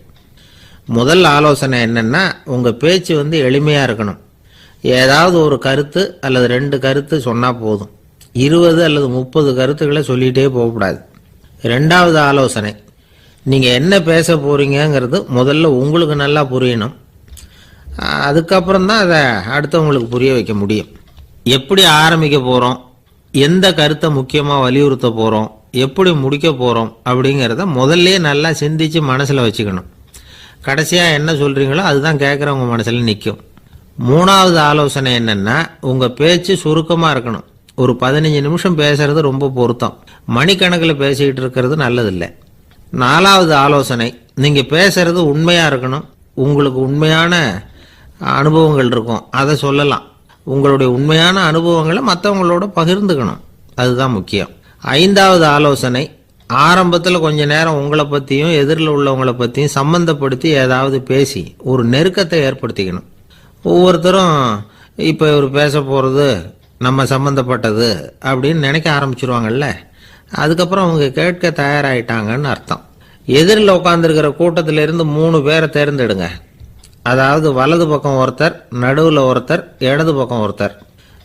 அதாவது உங்களை ரொம்ப கனிவாகவும் ஆர்வமாகவும் பார்க்குறவராக பார்த்து தேர்ந்தெடுத்துங்க. மனசுக்குள்ள நீங்கள் பேசும்பொழுது என்ன பண்ணணும்னா, இவங்களை நேருக்கு நேராக மாறி மாறி பார்த்துக்கிட்டே பேசுனீங்கன்னா நீங்கள் ஏதோ ஒட்டுமொத்த கூட்டத்தையும் பார்த்து பேசுகிறதாக ஒரு உணர்வு அது ஏற்படுத்திவிடும். 6வது ஆலோசனை என்னென்னா, சொற்பொழிவுன்னா நீங்கள் பேசணும், படிக்கக்கூடாது. எழுதி படிக்கிறது நல்லா இருக்காது. குறிப்புகள் வேணும்னா வச்சுக்கலாம். படிக்கிறது பேப்பர்லேருந்து வர்றது மாதிரி இருக்கும், பேசுறது இதயத்திலேருந்து வர்றது மாதிரி இருக்கும். அப்புறம் 7வது ஆலோசனை சொல்கிறாங்க.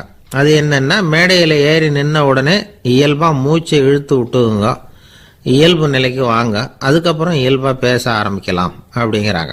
இவ்வளவும் பேச்சு கலையில் வல்லுநர்களாக இருக்கிறவங்க சொல்லுகிற ஆலோசனைகள். இதையெல்லாம் கடைபிடிச்சா நமக்கும் அதுக்கும் வெகு தூரம்னு நினச்சிக்கிட்டு இருந்த ஒன்று இப்போ கிட்டத்தில் நெருங்கி வந்துடும். நாம் சொல்கிறபடியெல்லாம் அது கேட்கும். ஒரு பேச்சாளர், அவருக்கு சுருக்கமாகவே பேச தெரியாது. மேடையில் ஏற்றி விட்டுவிட்டா போதும், ஆரம்பிச்சிருவார், நிறுத்த மாட்டார், பேசிக்கிட்டே இருப்பார். ஒரு தடவை அவர் ஒரு கூட்டத்தில் ரொம்ப நேரம் பேசிக்கிட்டே இருக்கிறார். எதிரில் பொறுமை இழந்த ஒருத்தர் தன்னுடைய கை கடிகாரத்தை காட்டினார். அதை கவனித்த பேச்சாளர், மன்னிக்கணும், கை கடிகாரம் நான் கொண்டுகிட்டு வர மறந்துட்டேன், அதுதான் நேரம் போனதே தெரியல அப்படின்னு சொல்லியிருக்கிறார். இதுக்கு அவர் சொன்னாராம் கோபமா, ஏய்யா கடிகாரத்தை தான் பார்க்க முடியல, மறந்துட்டேன், பக்கத்தில் மாட்டிருக்கிற கேலண்டரையாவது பார்க்கக்கூடாதா அப்படின்னாராம்.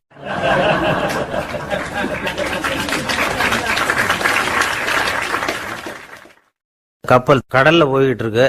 புயல், சூறாவளி, அலையெல்லாம் பெருசு பெருசா ரொம்ப உயரமா உண்டாகுது. கடுமையான காற்றிலேயும் வேகமான அலைகள்லேயும் சிக்கி அந்த கப்பல் தடுமாறுது. திசை மாறி போச்சு. எந்த பக்கம் போயிட்டு இருக்கிறோம்னே தெரியல. அந்த கப்பலை செலுத்திக்கிட்டு இருந்த மாலுமி ரொம்ப சாமர்த்தியமா செயல்பட்டார். தன்னுடைய அறிவாற்றலையும் திறமையையும் முழுமையா பயன்படுத்தினார். அந்த கப்பலை கட்டுப்படுத்தினார். மெதுவா அந்த சூறாவளியிலிருந்து கப்பலை காப்பாற்றி கரைக்கு கொண்டுட்டு வந்து சேர்த்துட்டார். மாலுமின்னு ஒருத்தர் இருந்ததுனால அந்த மரக்கலம் காப்பாற்றப்பட்டது. மாலுமின்னு ஒருத்தர் இல்லைன்னு வச்சுக்கோங்க, அந்த கப்பலோட கதி என்னவா இருக்கும் யோசிச்சு பாருங்க. ஒரு கோபக்காரனுடைய நிலைமையும் அப்படித்தானா. கோபக்காரன்கிறவன் ஒரு மாலுமி இல்லாத மரக்கலம் அப்படிங்கிறார் நபிகள் நாயகம். கொந்தளிக்கிற கடல்ல கொடுமையான அலைகளின் உச்சியில அல்லல் படுகிற மரக்கலத்தை விட மோசமானது கோபக்காரனின் நிலைமை அப்படிங்கிறது அவருடைய கருத்து. அது மாதிரி இதுன்னு சொல்லல, அதை விட மோசம் இது அப்படிங்கிறார். ஏன் தெரியுமா? ஒரு கப்பல் கடல்ல தடுமாறினா அதை சரிப்படுத்த மாலுமி இருக்கிறார். அவர் தன்னுடைய சாமர்த்தியத்தினால அதை கட்டுப்படுத்தி சரியான வழிக்கு கொண்டுட்டு வந்துருவார். ஆனா கோபக்காரனுடைய நிலைமை அப்படி இல்லை அப்படிங்கிறார் நபிகள் நாயகம். மனித மனம் ஒரு மரக்கலம், அறிவு அதுல இருக்கிற மாலுமி. மாலுமி மரக்கலத்தை செலுத்துறான், அவனுக்கு கட்டுப்பட்டு அது ஓடுது. ஆனா கோபக்காரன்கிற மனுஷங்கிட்ட அறிவுங்கிற மாலுமி சரியா வேலை செய்ய மாட்டான். ஏன்னா கோபம் அந்த மாலுமியின் கண்களை அவிச்சிரும், காதுகளை கேட்காம பண்ணிவிடும். கண்ணையும் காதையும் மூடி விட்டு கப்பலை ஓட்டுனா எப்படி ஓட்டுறது? அதனால கோபக்காரன் மாலுமி இல்லாத மரக்கலம். இடி மின்னல்ல மாட்டிக்கிட்டு கஷ்டப்படுற கப்பல் மாதிரி கஷ்டப்படுறான். பெரியவங்கள்லாம் என்ன சொல்றாங்க? உனக்கு கெடுதல் பண்ணவனுக்கும் நீ நன்மையை செய், எவருடைய விருப்பு வெறுப்பையும் பொருட்படுத்தாதே, பரம எதிரிக்கும் நீ நன்மை செய்ய ஆரம்பிச்சா உன்னுடைய தூய நிலையை பார்த்துட்டு அவனும் உனக்கு நெருக்கமான நண்பனா ஆயிடுவான். இதுதான் பெரியவங்க நமக்கு சொல்லி இருக்கிறது. புனித குர்ஆன் சொல்றது என்ன? தீமையை நன்மையை கொண்டே நீர் தடுத்து கொள்ளும் அப்படின்னு சொல்லப்பட்டிருக்கிறதுல. இன்னா செய்தாரை ஒருத்தல் அவர் நாண நன்னயம் செய்து விடல் அப்படிங்கிறார் திருவள்ளுவர். செல்வந்தர் ஒருத்தர்கிட்ட ஒரு சிறுவன் ஆடு மேய்ச்சிக்கிட்டு இருந்தானா. பெரியவர் அவனை கூப்பிட்டு, நீ நேரா போய் ஒரு ஆட்டுல உள்ள ரொம்ப நல்ல பகுதி எதுவோ அதை எடுத்துக்கிட்டு வா அப்படின்னாராம். இவன் போனான். ஒரு ஆட்டு உடம்புல இருந்த நாக்கு, இருதயம், இது ரெண்டையும் எடுத்துட்டு வந்து கொடுத்தானான். பெரியவர் வாங்கி பார்த்தார். அதுக்கப்புறம் இப்ப நீ போய் இன்னொரு ஆட்டுல இருக்கிற ரொம்ப கெட்ட பகுதி எதுவோ அதை எடுத்துட்டு வா அப்படின்னாராம். இவன் போய் எடுத்துட்டு வந்தான். அவன் கையில் இருந்தது மறுபடியும் அதே மாதிரி நாக்கு, இருதயம், இது ரெண்டும் தான். என்னது இப்பவும் அதையே கொண்டுட்டு வந்திருக்கிற அப்படின்னாராம் பெரியவர். இவன் சொன்னானா, ஒரு உடம்புல உள்ள ரொம்ப நல்ல பொருளும் இதுதான், ரொம்ப கெட்ட பொருளும் இதுதான் அப்படின்னானா. இளம் வயசுல இப்படி பதில் சொன்னவர் தான் பேரறிஞர் லுக்மானுல் ஹக்கீம் அவர்கள். கோபப்படாம இருந்தா இது ரெண்டும் நல்லா வேலை செய்யும், கோபப்பட்டா இது ரெண்டும் மோசமா வேலை செய்யும். அதை புரிஞ்சுக்கிறதுக்காகத்தான் இன்னைக்கு இந்த தகவல். கோபம் வந்துட்டா நாம என்ன செய்யறோங்கிறது நமக்கே தெரியாது. ஒருத்தர் டாக்டர் கிட்ட போனார் அவசரமா. டாக்டர், எனக்கு இப்ப கடுமையான கோப வெறி, எனக்கு கண்ணு மண்ணு ஒன்றும் புரியல, உடனடியாக அதை கட்டுப்படுத்தணும், உடனே இதுக்கு ஏதாவது ஒரு மாத்திரை கொடுங்க ப்ளீஸ் அப்படின்னார். அந்த டாக்டரும் உடனே ஒரு மாத்திரையை கொடுத்து இதை உடனே போடுங்க, நான் தண்ணி கொண்டுட்டு வரேன்னு உள்ள போனார். தண்ணியோடு திரும்பி வந்தார். இவரு சொன்னார், டாக்டர், நீங்க கொடுத்த மாத்திரை ரொம்ப பெருசா இருந்தது, இருந்தாலும் கஷ்டப்பட்டு முழுங்கிட்டேன்னார். டாக்டர் சந்தேகத்தோட மேசையை பார்க்கிறார். பார்த்தா மாத்திரை அங்கேயே இருக்குது, பேப்பர் வெயிட்ட காணல.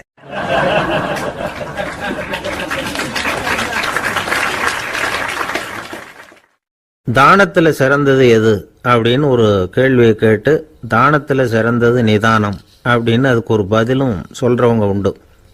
நிதானம் ரொம்ப அவசியம், அதுவும் இன்றைய உலகத்துக்கு ரொம்ப அவசியம். இன்னைக்கு உலகம் ரொம்ப பரபரப்பா போய்கிட்டு இருக்குது. பொறுமையா இருக்கணும்னு நினைக்கிறவங்களால கூட அப்படி இருக்க முடியறதில்ல. பொறுமையை சோதிக்கிறது மாதிரி பல சம்பவங்கள், அதையெல்லாம் சந்திச்சே தீர வேண்டியிருக்குது. எங்க போனாலும் கியூல நிக்க வேண்டியிருக்குது, எங்க போனாலும் காத்துக்கிட்டு இருக்க வேண்டியிருக்கு.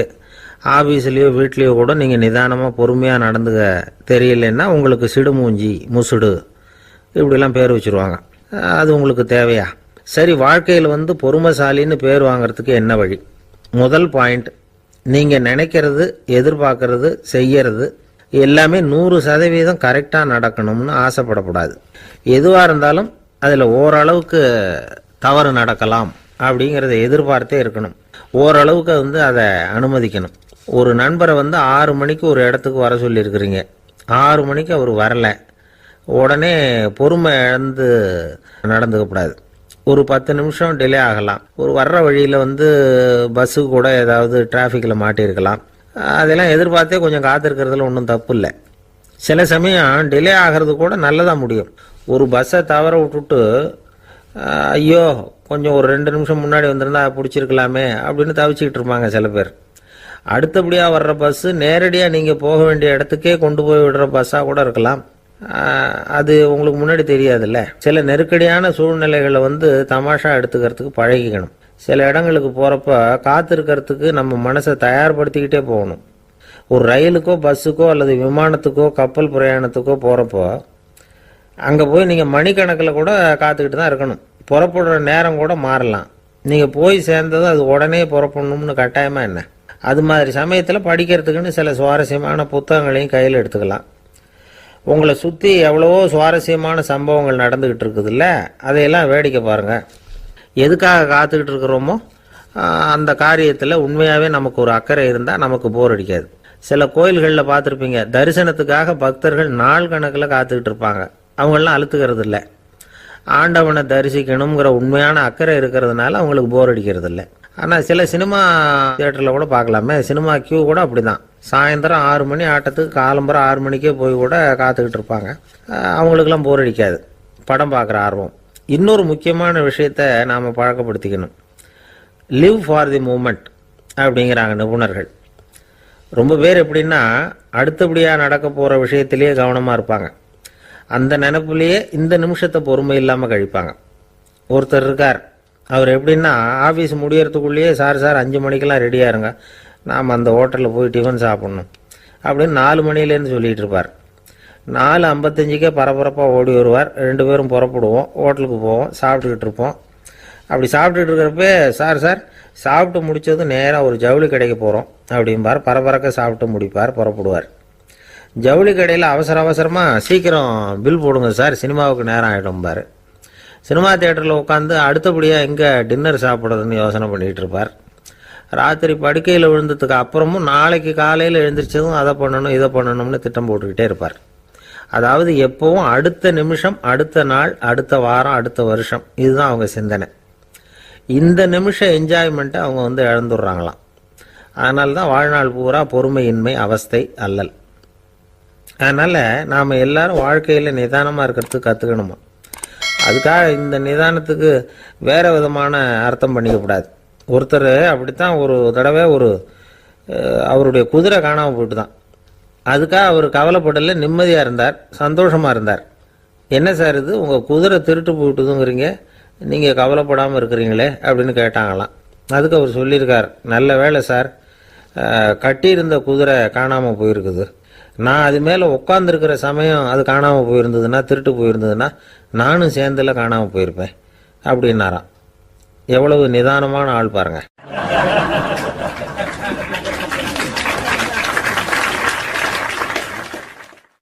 ஒரு நண்பர், சினிமா படம் தயாரிக்கிறவர், அவர்கிட்ட ஒரு நாள் பேசிக்கிட்டு இருந்தேன். அது எப்படி சார், நீங்கள் எடுக்கிற எந்த படமும் கையை கடிக்காத அளவுக்கு எடுத்துடுறீங்களே, அது எப்படின்னு கேட்டேன். அது ஒன்றும் பெரிய விஷயம் இல்லை சார். பெண்களுக்குன்னு சில உருக்கமான காட்சிகள், இளைஞர்களுக்குன்னு சில நடனங்கள், அடிதடி காட்சிகள், அப்புறம் வயசானவங்களுக்குன்னு சில ஆன்மீக காட்சிகள், சின்ன பிள்ளைங்களுக்கு சிரிப்பு, இப்படி எல்லாமும் சேர்த்து நான் படம் எடுக்கிறேன். மசாலா படம்னு பேர். இது ரொம்ப பெருசாக இல்லைன்னாலும் ஓரளவுக்கு சுமாராக ஓடிடும், கையை கடிக்காது அப்படின்னார். இது ஒரு உத்தி. சில பத்திரிகை ஆசிரியர்களும் இந்த உத்தியை கையாளுறது உண்டு. இந்த உத்திக்கு பார்னம் உத்தி அப்படின்னு பேர். பார்னம் எஃபெக்ட் அப்படின்னு சொல்லுவாங்க. அதாவது ஃபீனியஸ் டி பார்னம் அப்படின்னு ஒருத்தர் அமெரிக்காவில் இருந்தாராம். அதாவது 19ஆம் நூற்றாண்டில் அமெரிக்காவில் கொடிகட்டி பறந்த ஒரு சர்க்கஸ் நிறுவனத்தின் அதிபர் அவர். இந்த உலகத்தில் ஒவ்வொரு நிமிஷமும் ஒரு ஏமாளி பறந்துக்கிட்டே இருக்கிறான் அப்படிங்கிறது அவருடைய சித்தாந்தம். ஒவ்வொருத்தரையும் திருப்திப்படுத்துகிற அளவுக்கு அம்சங்களை கொஞ்சம் கொஞ்சமாக கலந்து கேளிக்கை நிகழ்ச்சிகளை நடத்தினது தான் அவருடைய மகத்தான வெற்றிக்கு காரணம். அதனால் அந்த உத்தியை யார் கடைப்பிடிச்சாலும் சரி, அதுக்கு பார்னம் உத்தி அப்படின்னு பேர் வந்துட்டுது. ஜோசியம் சொல்கிறவங்களுக்கும் இந்த உத்தி தான் கை கொடுக்குது. ஒரு விஷயத்தை ஒருத்தருடைய கோள் நிலைகள் அல்லது கையெழுத்து நிரூபிக்கிறதாக அவர்கிட்ட சொன்னால் அதை அவர் நம்பிவிடுவார். ஆனால் அந்த விஷயம் நல்லதாக இருக்கணும், நேர்மையானதாக இருக்கணும், அதாவது பாசிட்டிவாக இருக்கணும். 8ஆம் இடத்துல குரு, 9ஆம் இடத்துல சனி, நீங்கள் ஒரு பெரிய மேதை தான் அப்படின்னு சொல்லுவாங்க. கேட்குறவங்களுக்கு அதை மறுக்கிறதுக்கு மனசு வராது. அப்படி சொல்லும் பொழுது கூடவே என்ன கொஞ்சம் முன்கோபம் அதிகமாக இருக்கும், இருந்தாலும் அது உடனே மறைஞ்சிரும் அப்படின்னு சில அற்ப விஷயங்களையும் சொன்னாலும் அதையும் சரிதான்னு சொல்லி ஒத்துக்குவாங்க. ஆளுமையை எடை போடுகிற ஒரு நிறுவப்பட்ட உத்தியின் மூலமாக தன்னுடைய குணாதிசயங்கள் கண்டுபிடிக்கப்பட்டதாக அவர் நம்புறது தான் இதுக்கு காரணம். இந்த மாதம் பணத்தட்டுப்பாடு கொஞ்சம் இருக்கும், உடம்புல ஏதாவது கொஞ்சம் அசௌகரியம் இருக்கும், வீட்டுக்குள்ளே லேசாக மனஸ்தாபம் வரலாம், இது மாதிரி பொதுப்படையாக சிலதை சொன்னாலே போதும், மக்களை நம்ப வச்சுடலாம். இதெல்லாம் நமக்கு மட்டும்தான் ஏற்படுது அப்படின்னு சொல்லி அவங்க நினைக்கிறது தான் காரணம். இதுதான் பார்னம் உத்திங்கிறது. மனிதர்கள் பாராட்டுகளை விரும்புகிறதும் விமர்சனங்களை வெறுக்கிறதும் பார்னம் உத்தியின் அடுத்த கூறு. அதனால் ஒருத்தருக்கு ஜோசியம் சொன்னாலும் சரி, அவருடைய ஆளுமையை மதிப்பிடுறதாக இருந்தாலும் சரி, அவரை புகழற மாதிரி இருந்தாலும் சரி, அப்படி இருந்தால் தான் அது சரியாக இருக்கும். சாதகமான விஷயங்களை அதிகமாகவும் பாதகமான விஷயங்களை நாசூக்காகவும் சொன்னால் மக்கள் அதை நம்பிடுவாங்க. ஒருத்தரை கருமின்னு சொன்னால் ஏற்றுக்க மாட்டார். அதையே கொஞ்சம் மாற்றி நீங்கள் கொஞ்சம் சிக்கனமான ஆசாமி அப்படின்னு சொன்னால் நீங்கள் சொல்கிறது சரிதான் சார் அப்படிம்பார். நீங்கள் பெரிய செலவாளி தான், இருந்தாலும் நல்ல விஷயங்களுக்கு தான் செலவழிப்பீங்க அப்படின்னு சொல்லணும். இப்படி இந்த பார்னம் உத்தியை கடைபிடிச்சி இன்னைக்கு வெற்றிகரமாக காலம் தள்ளுறவங்க நிறைய பேர் இருக்கிறாங்க. இந்த உலகத்தில் ஒவ்வொரு நிமிஷமும் ஒரு ஏமாளி பறந்துக்கிட்டே இருக்கிறான் அப்படிங்கிறது தான் ஃபீனியஸ் பார்னம் அவர்களுடைய நம்பிக்கை. அதை விட அடுத்தவங்களை ஏமாளியாக நினைக்கிற மனுஷர்கள் தான் இன்னைக்கு உலகத்தில் ரொம்ப அதிகம். ஒருத்தர் தன்னுடைய மேல் அதிகாரிகிட்ட போய், ஐயா ஒரு நாள் லீவு வேணும், என் தங்கச்சிக்கு கல்யாணம் அப்படின்னார். அவர் பார்த்தார். ஒரு 10 நிமிஷம் வெளியில் இருங்கன்னார். 10 நிமிஷம் கழித்து கூப்பிட்டார். இதை பாருங்க, நீங்கள் சொல்கிறது பொய். இப்போ உங்கள் தங்கச்சிக்கு ஃபோன் பண்ணேன். அவங்க தனக்கு 2 வருஷத்துக்கு முன்னாடியே கல்யாணம் ஆயிட்டதாக சொல்கிறாங்க அப்படின்னார். உடனே இவர் சொன்னார், சார் இப்போ நீங்கள் சொல்கிறதும் பொய்யா தான் இருக்கணும். ஏன்னா நிஜமாக எனக்கு ஒரு தங்கச்சியே கிடையாது அப்படின்னார்.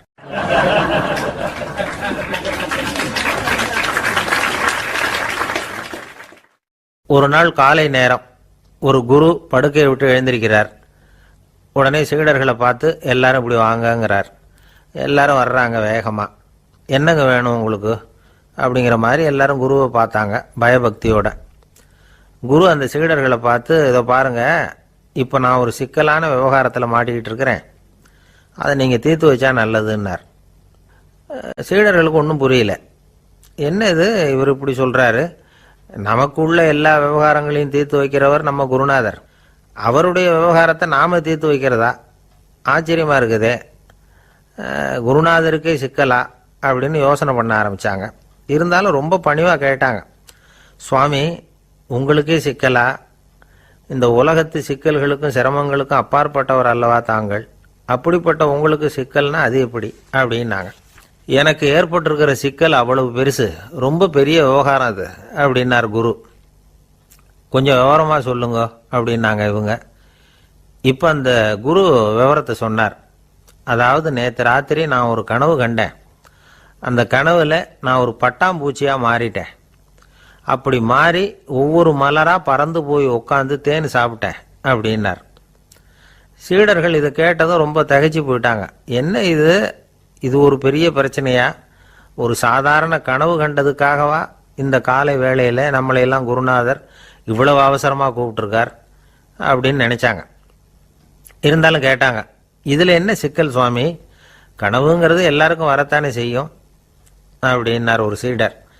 சீடர்களே, பிரச்சனை அது இல்லை. நான் இன்னைக்கு காலையில் கண்ணு முழிச்சு பார்த்தப்போ நான் நானாக மறுபடியும் மாறிட்டேங்கிறத தெரிஞ்சுக்கிட்டேன். இதில் சிக்கல் என்னன்னா, இப்போ அந்த பட்டாம்பூச்சி தான் நானாக ஆயிட்டதாக கனவு கண்டுகிட்டு இருக்கா அப்படிங்கிறது தான். ஒரு மனுஷன் பட்டாம்பூச்சி ஆகிறதாக கனவு காண முடியுங்கிறப்போ அந்த பட்டாம்பூச்சியும் மனுஷனாக ஆகிறதாக கனவு காண முடியும் இல்லையா? இப்போ எனக்கு யதார்த்த நிலை தெரியணும், எது நிஜம்னு தெரியணும். நேற்று ராத்திரி நான் கண்டது கனவா, அல்லது இது பட்டாம்பூச்சி கண்டுகிட்டு இருக்கிற கனவா? இதுதான் குரு கேட்ட கேள்வி. இதை கேட்டதும் சீடர்கள் ரொம்ப குழம்பி போயிட்டாங்க. சுவாமி, இது வரைக்கும் நாங்கள் தூங்குறப்ப பார்க்கறது கனவுன்னும் மூழ்கிக்கிட்டு இருக்கிறப்ப பார்க்கறது நனவுன்னு நம்பிக்கிட்டு இருக்கிறோம். இப்போ எங்களை ரொம்ப குழப்பிட்டீங்க, இதுக்கு பதில் சொல்ல எங்களுக்கு சக்தி இல்லை அப்படின்னு சொல்லிவிட்டாங்களாம். அதுக்கப்புறம் அந்த குரு சொன்னாராம், நினைவு தான் முக்கியமான அம்சம். முடிவு கட்டம்னா பகலின் நினைவுகளை விட இரவின் கனவுகளே ரொம்ப உண்மை. ஒருத்தன் தூங்க போனால் தூங்கிக்கிட்டே இருந்தால் அவன் காணும் கனவு பொய்ங்கிறத அவன் உணர மாட்டான். ஒவ்வொரு கனவும் காணும் பொழுது அது ரொம்ப உண்மையாக தான் தெரியுது. ஒரு கனவு கூட உண்மை இல்லைன்னு கனவுல தோன்றுவதே இல்லை அப்படின்னார் குரு. அகில வாழ்வு அத்தனையும் சொற்பனம் கண்டாய் அப்படிங்கிறார் தாயுமானவர். ஆகையினால நம்ம கனவுலேருந்து நாம் என்னைக்கு முழிச்சிக்க போகிறோம் அப்படிங்கிறது தான் ஒரு முக்கியமான கேள்வி.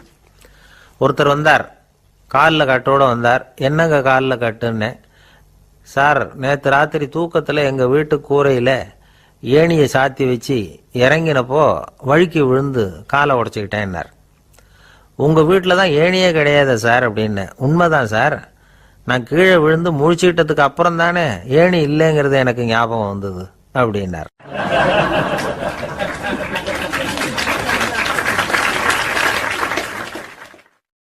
சில பேர் ஆளை பார்த்தா 60 வயசு மாதிரி தோணும். உண்மையான வயசு என்னன்னு பார்த்தா 40 அல்லது 45 சில பேரை பார்க்கறதுக்கு 45 மாதிரி தெரியும், உண்மையிலேயே 65 தாண்டி இருப்பாங்க. ஒரு மனிதனுக்கு 2 வகையான வயது உண்டுங்கிறார் ஓஷோ. அதாவது உடம்புக்குன்னு ஒரு வயசு, மனசுக்குன்னு ஒரு வயசு. முதல் உலக மகாயுத்தம் நடந்தது இல்லையா, அது முடிஞ்சதுக்கு அப்புறம் முதல் தடவையா மனிதனின் மூளை வளர்ச்சியை பற்றி மனநல வைத்தியர்கள் ஒரு கணக்கெடுப்பு சோதனை நடத்தினாங்களாம். அது வரைக்கும் மனிதனுக்கு 2 வகையான வயது உண்டுன்னு யாரும் சிந்திச்சதே இல்லையா.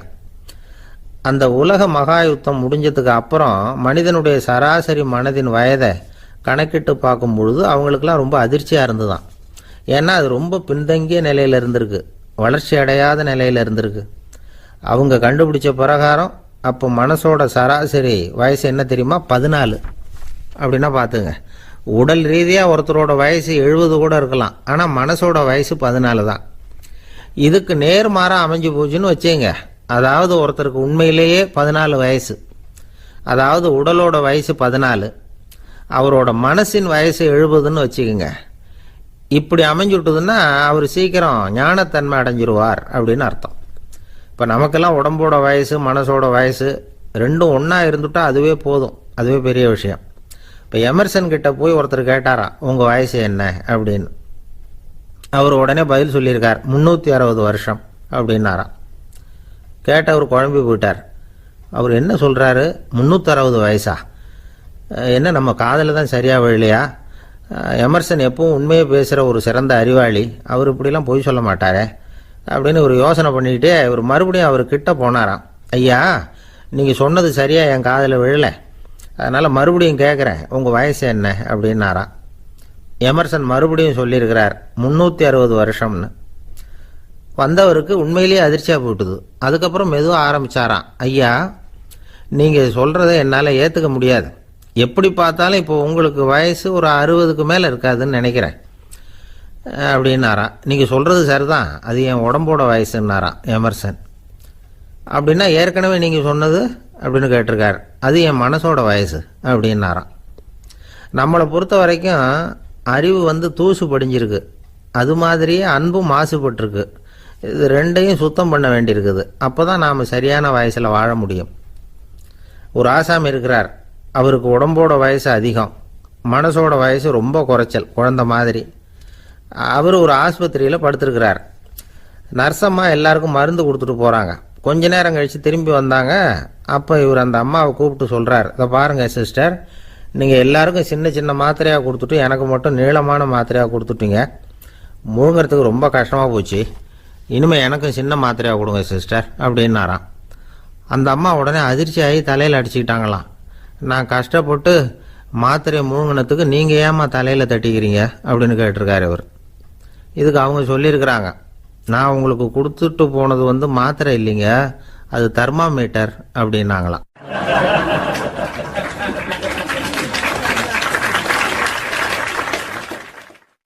நாட்டில் நல்லவங்க ஒருத்தர் 2 பேர் இருக்கிறதுனால தாங்க மழையே பெய்யுது அப்படின்னு சொல்றது உண்டு. நல்லார் ஒருவர் உளரேல் அவர் பொருட்டு எல்லாருக்கும் பெய்யும் மழை. சில சமயம் ரொம்ப பேர் திடீர்னு நல்லவங்களா ஆயிடுவாங்க போல இருக்கு, அதனால தான் விடாம பேய் மழையா கொட்டி தீர்த்துடுது. எல்லாரும் நல்லவங்களாயிட்டா உலகமே தாங்காது போல இருக்க. அப்பப்போ ஒருத்தர் 2 பேர் நல்லவங்களாகணும், அப்பதான் சீரா மழை பெய்யும். மாசத்துக்கு 3 பேர் நல்லவங்களானா மாதம் மும்மாரி பொழியும். இதெல்லாம் வேடிக்கை பேச்சு. இப்போ இதெல்லாம் ஒரு பக்கம் இருக்கட்டும், இப்போ விஷயத்துக்கு வருவோம். ஒரு கும்பல்ல நல்லவன் யாரு அப்படிங்கிறத எப்படி கண்டுபிடிக்கிறது? இதுக்கு ஒரு வேடிக்கை கதை உண்டு. என்னுடைய நண்பர் ஒருத்தருக்கு அவங்க பாட்டியம்மா சொன்ன கதையா அது. அது என்ன கதைன்னா, ஒரு ஊர்ல ஒரு சமயம் பலமான மழை பெய்ய ஆரம்பிச்சுட்டு தான், இடி மின்னல் ரொம்ப கடுமையா இருந்திருக்குது. ஆரம்பிச்ச மழை வர வர கடுமையா ஆகிட்டு இருக்குதே தவிர நிக்கிற பாடா தெரியல. ஊர் ஜனங்கள்லாம் பார்த்தாங்க, இதுக்கு மேலேயும் வீட்டு உள்ள இருந்தா ஆபத்துங்கிறத புரிஞ்சுக்கிட்டாங்க. ஏன்னா வீடெல்லாம் இடிஞ்சு விழுந்துருமோங்கிற பயம். உடனே எல்லாரும் புறப்பட்டு ஊருக்கு பொதுவா இருந்த ஒரு மண்டபத்துல போய் தங்கிக்கிட்டாங்க. மின்னல் கடுமையா இருந்தது, இடி எந்த நேரத்திலையும் விழலாம்ங்கிற நிலைமை, எப்போ விழலாம்னு பார்த்துக்கிட்டு இருக்குது. அந்த மண்டபத்தில் இருந்த ஜனங்கள் மனசுக்குள்ள ஒரு பயம், நம்ம கூட்டத்தில் யாராவது ஒரு கெட்டவன் பாவம் பண்ணவன் இருந்தா கூட இடி இந்த மண்டபத்தில் விழுந்துரும், அது எல்லாருக்கும் ஆபத்து அப்படின்னு நினைச்சாங்க. சரி, இதுக்கு என்ன பண்ணலாம் அப்படின்னு யோசனை பண்ணாங்க. அந்த கூட்டத்தில் ஒரு பெரியவர் இருந்தார், அவரு ஒரு யோசனை சொன்னார். இதை பாருங்க, அதுக்கு ஒரு வழி இருக்கு. அதோ எதிர்த்தாப்புல கொஞ்சம் தூரத்தில் ஒரு உயரமா மரம் ஒன்று இருக்கு பாருங்க. பொதுவா இடி சுலபமா விழறது அது மாதிரி உயரமான மரத்துல தான். நம்ம கூட்டத்தில் இருக்கிறவங்க எல்லாரும் ஒவ்வொருத்தரா போய் அந்த மரத்தை தொட்டு விட்டு திரும்பி வந்துடணும். நம்மள பாவம் பண்ணவன் யாரோ அவன் அந்த மரத்தை தொடுற சமயத்துல இடி விழுந்துரும், அவன் மட்டும் போயிடுவான், மண்டபத்தில் இருக்கிற நாமெல்லாம் பொழைச்சிக்கலாம் அப்படின்னு ஐடியா கொடுத்தாரு அந்த பெரியவர். இது நல்ல யோசனையா பட்டது. எல்லாரும் ஒத்துக்கிட்டாங்க. ஒவ்வொருத்தரா போய் அந்த மரத்தை தொட்டு விட்டு திரும்பி வந்தாங்க. இடி எதுவும் விழல. இன்னமும் பாவம் பண்ண ஆசாமி அதை போய் தொடலை போல இருக்கு அப்படின்னு நினைச்சுக்கிட்டாங்க. ஒவ்வொருத்தரா போறாங்க, எல்லாரும் போய் தொட்டுக்கிட்டு வந்தாச்சு. இன்னும் ஒரே ஒரு ஆசாமி தான் பாக்கி. கடைசியா இருந்த அந்த ஆள் பயந்துட்டான். இது வரைக்கும் இடி விழலைன்னா இப்ப என்ன அர்த்தம்? இப்ப நாம தான் பாக்கி, நாம தான் தப்பு பண்ண ஆள் போல இருக்கு அப்படின்னு நினைச்சுட்டான். அதனால துணிச்சலா போய் தொடறதுக்கு பயந்தான், தயங்கிக்கிட்டே இருந்தான். இருந்தாலும் மற்றவங்க எல்லாம் சும்மா இருப்பாங்களா? கட்டாயப்படுத்தி கழுத்தை பிடிச்சி தள்ளாத குறையா அவனை தள்ளி விட்டாங்க, போய் தொட்டுட்டு வாடான்னு. அவன் நடுங்கிட்டே போய் அந்த மரத்தை தொட்டான். அதே வினாடி ஒரு பயங்கரமான மின்னல் இடி விழுந்துட்டுது. எங்க விழுந்தது தெரியுமா? அந்த ஆள் மேல இல்ல, மண்டபத்துல விழுந்தது. மண்டபத்துல இருந்தவங்க பூரா காலி. அந்த ஒரு ஆள் மட்டும் புழைச்சிக்கிட்டான். இந்த ஒரு ஆளை காப்பாத்துறதுக்காக தான் இடி மண்டபத்துல விழாம இருந்திருக்குது. இதுதான் கதை. அதனால நல்லவங்க எப்படியும் தப்பிச்சுக்குவாங்க அப்படிங்கிறது ஒரு நீதி. ஒருத்தன் அப்படிதான் தெருவில் நடந்து போய்கிட்டு இருந்தான், ரொம்ப நல்லவன். எதிரில் ஒருத்தன் சைக்கிளில் வந்துகிட்டு இருந்தான். அதுல மோதி இவன் கீழே விழுந்துட்டான். சைக்கிள்காரன் உடனே இறங்கி இவனை தூக்கி விட்டான். இவன் எழுந்திரிச்சு அவனை முறைச்சி பார்த்தான். அப்படி பார்க்காதீங்க சார், நீங்க ரொம்ப புண்ணியம் பண்ணியிருக்கீங்க, அதுதான் இப்போ சைக்கிளில் மோதிக்கிட்டீங்க அப்படின்றான். என்ன அப்படி சொல்றேன் நான்? இவன் 10 நிமிஷத்துக்கு முன்னாடி நான் லாரி ஓட்டிட்டு வந்தேன், அப்போ நீங்க எதிரில் வந்திருந்தீங்கன்னா என்ன ஆயிருக்கும் அப்படின்னானா அவன்.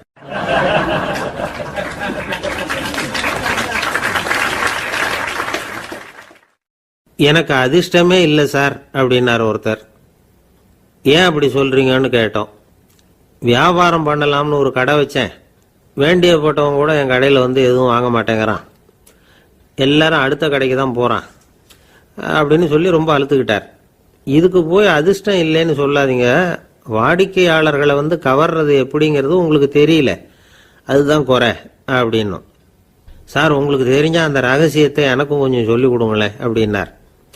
சரி உங்க காதை இப்படி கொடுங்க அப்படின்னு சொல்லி அது சம்பந்தமா பெரிய வல்லுநர்கள் சொல்லி இருக்கிற கருத்துக்களை அவர்கிட்ட சொல்ல ஆரம்பிச்சோம். அதாவது இந்த வாடிக்கையாளர்களை கவர்றதுக்கு வல்லுநர்கள் பல ஆலோசனைகளை ஏற்கனவே சொல்லி வச்சிருக்கிறாங்க. அது சம்பந்தமா அனுபவப்பட்டவங்க, அதை தெரிஞ்சு வச்சுக்கணும். அதாவது கடை வச்சிருக்கிறவங்க எல்லாரும் இதை கொஞ்சம் காதில் வாங்கி வச்சுக்கணும். எதை இப்ப சொல்ல போறத. எப்பவும் பணத்தை சம்பாதிக்கிறதுலயே குறியா இருக்கக்கூடாதான். அதை விட முக்கியமா நீங்க சம்பாதிக்க வேண்டியது வாடிக்கையாளர்களுடைய மன நிறைவு. வர்றவங்க திருப்தியோட போகணும், அது முக்கியம். அதுல கவனமா இருக்கணும்.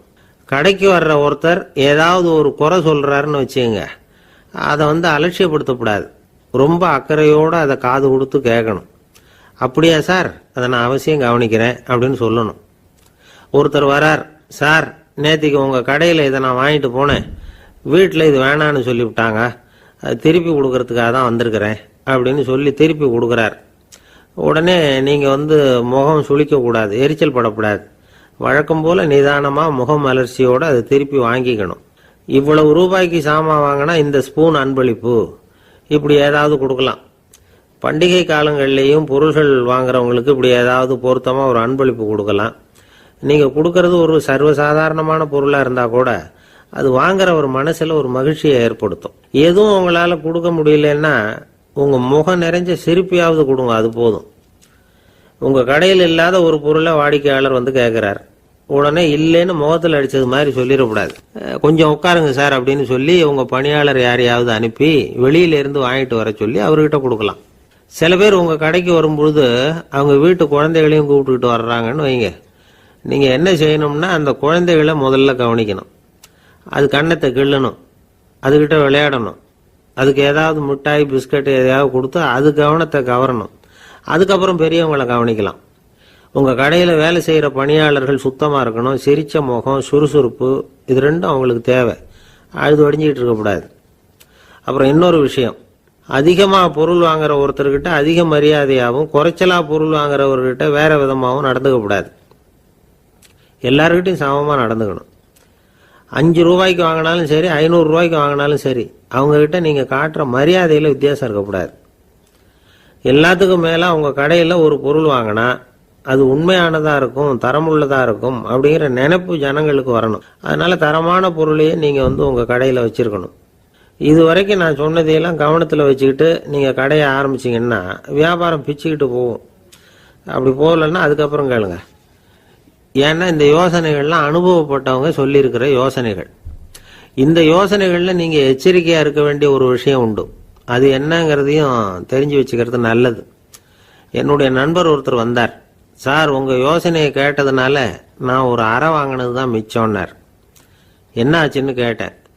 எங்கள் கடைக்கு ஒரு பெரிய அம்மா குழந்தைய தூக்கிட்டு வந்தாங்க சார். உங்கள் யோசனைப்படி அந்த குழந்தையோட கன்னத்தை கிள்ளணும்னு முயற்சி பண்ணினேன். திடீர்னு அந்த நேரம் பார்த்து அந்த குழந்தை தலையை குனிஞ்சிக்கிட்டுது. என் கை குழந்தையோட கன்னத்துக்கு பதிலாக அது தூக்கிட்டு வந்தவங்க கன்னத்தை கிள்ளி விட்டுது. அதுதான் அப்படி ஆயிட்டுது அப்படின்னார், கன்னத்தை தடவிக்கிட்டே.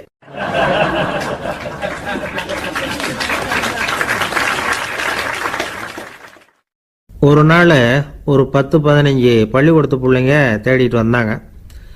உங்களை பார்த்துட்டு தான் போகணும், அதுக்காக தான் வந்திருக்கோம்னாங்க. என்ன விஷயம்னு கேட்டோம். நாங்கள்லாம் கூடி ஒரு முடிவு பண்ணியிருக்கிறோம், அதை உங்ககிட்ட சொல்லணும் அப்படின்னாங்க. அதுவும் ஒரு வாண்டு பையன் அதை சொன்னான். என்ன முடிவு அது அப்படின்னு கேட்டோம் ரொம்ப ஆர்வமாக.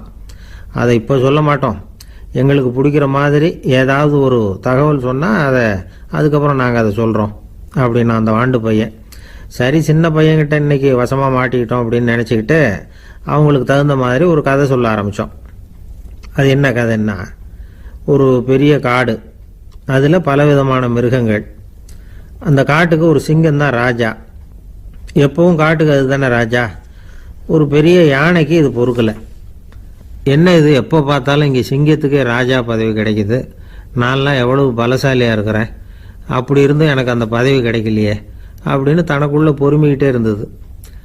ராஜா பதவியை நினச்சி ரொம்ப ஏக்கம், அதுக்கு பதவி மோகம். இந்த சமயம் பார்த்து ஒரு குள்ள நரி கூட்டம் அதை தேடிட்டு வந்தது. ஐயா பெரியவங்களே, நீங்கள் இந்த காட்டுக்கு ராஜாவாக இருக்க ஆசைப்படுறீங்க, அதில் ஒன்றும் தப்பு இல்லை. ஆனால் அதுக்கு முன்னாடி நீங்கள் எங்கள் கூட்டத்துக்கு கொஞ்ச நாள் தலைவராக இருங்க, அதாவது ராஜாவாக இருங்களேன், உங்களுக்கும் ஒரு ட்ரைனிங் கிடைச்சது மாதிரி இருக்கும் அப்படின்னு சொல்லியிருக்குது இந்த கூட்டம், குள்ள நரி கூட்டம்.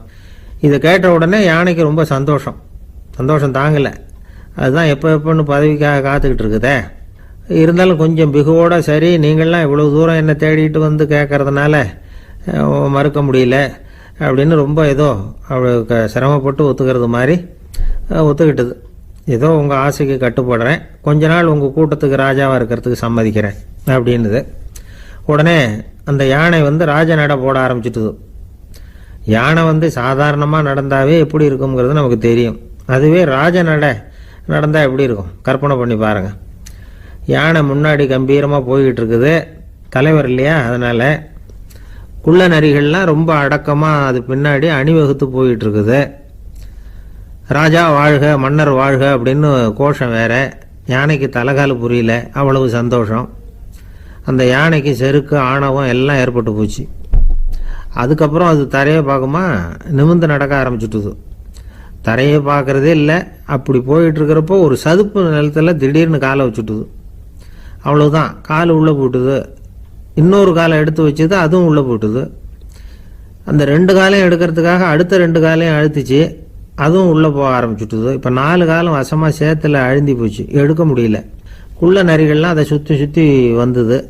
சிலது சுற்றி நின்று டான்ஸ் ஆட ஆரம்பிச்சுட்டுது யானையை பார்த்துட்டு. இதை யானை பார்த்தது. என்ன இது, தலைவர் நான் தவிச்சுக்கிட்டு இருக்கிறேன், தொண்டர்கள்லாம் சுற்றி நின்று வேடிக்கை பார்த்துக்கிட்டு இருக்கிறீங்க, டான்ஸ் ஆடுறீங்க அப்படின்னு கேட்டுதான்.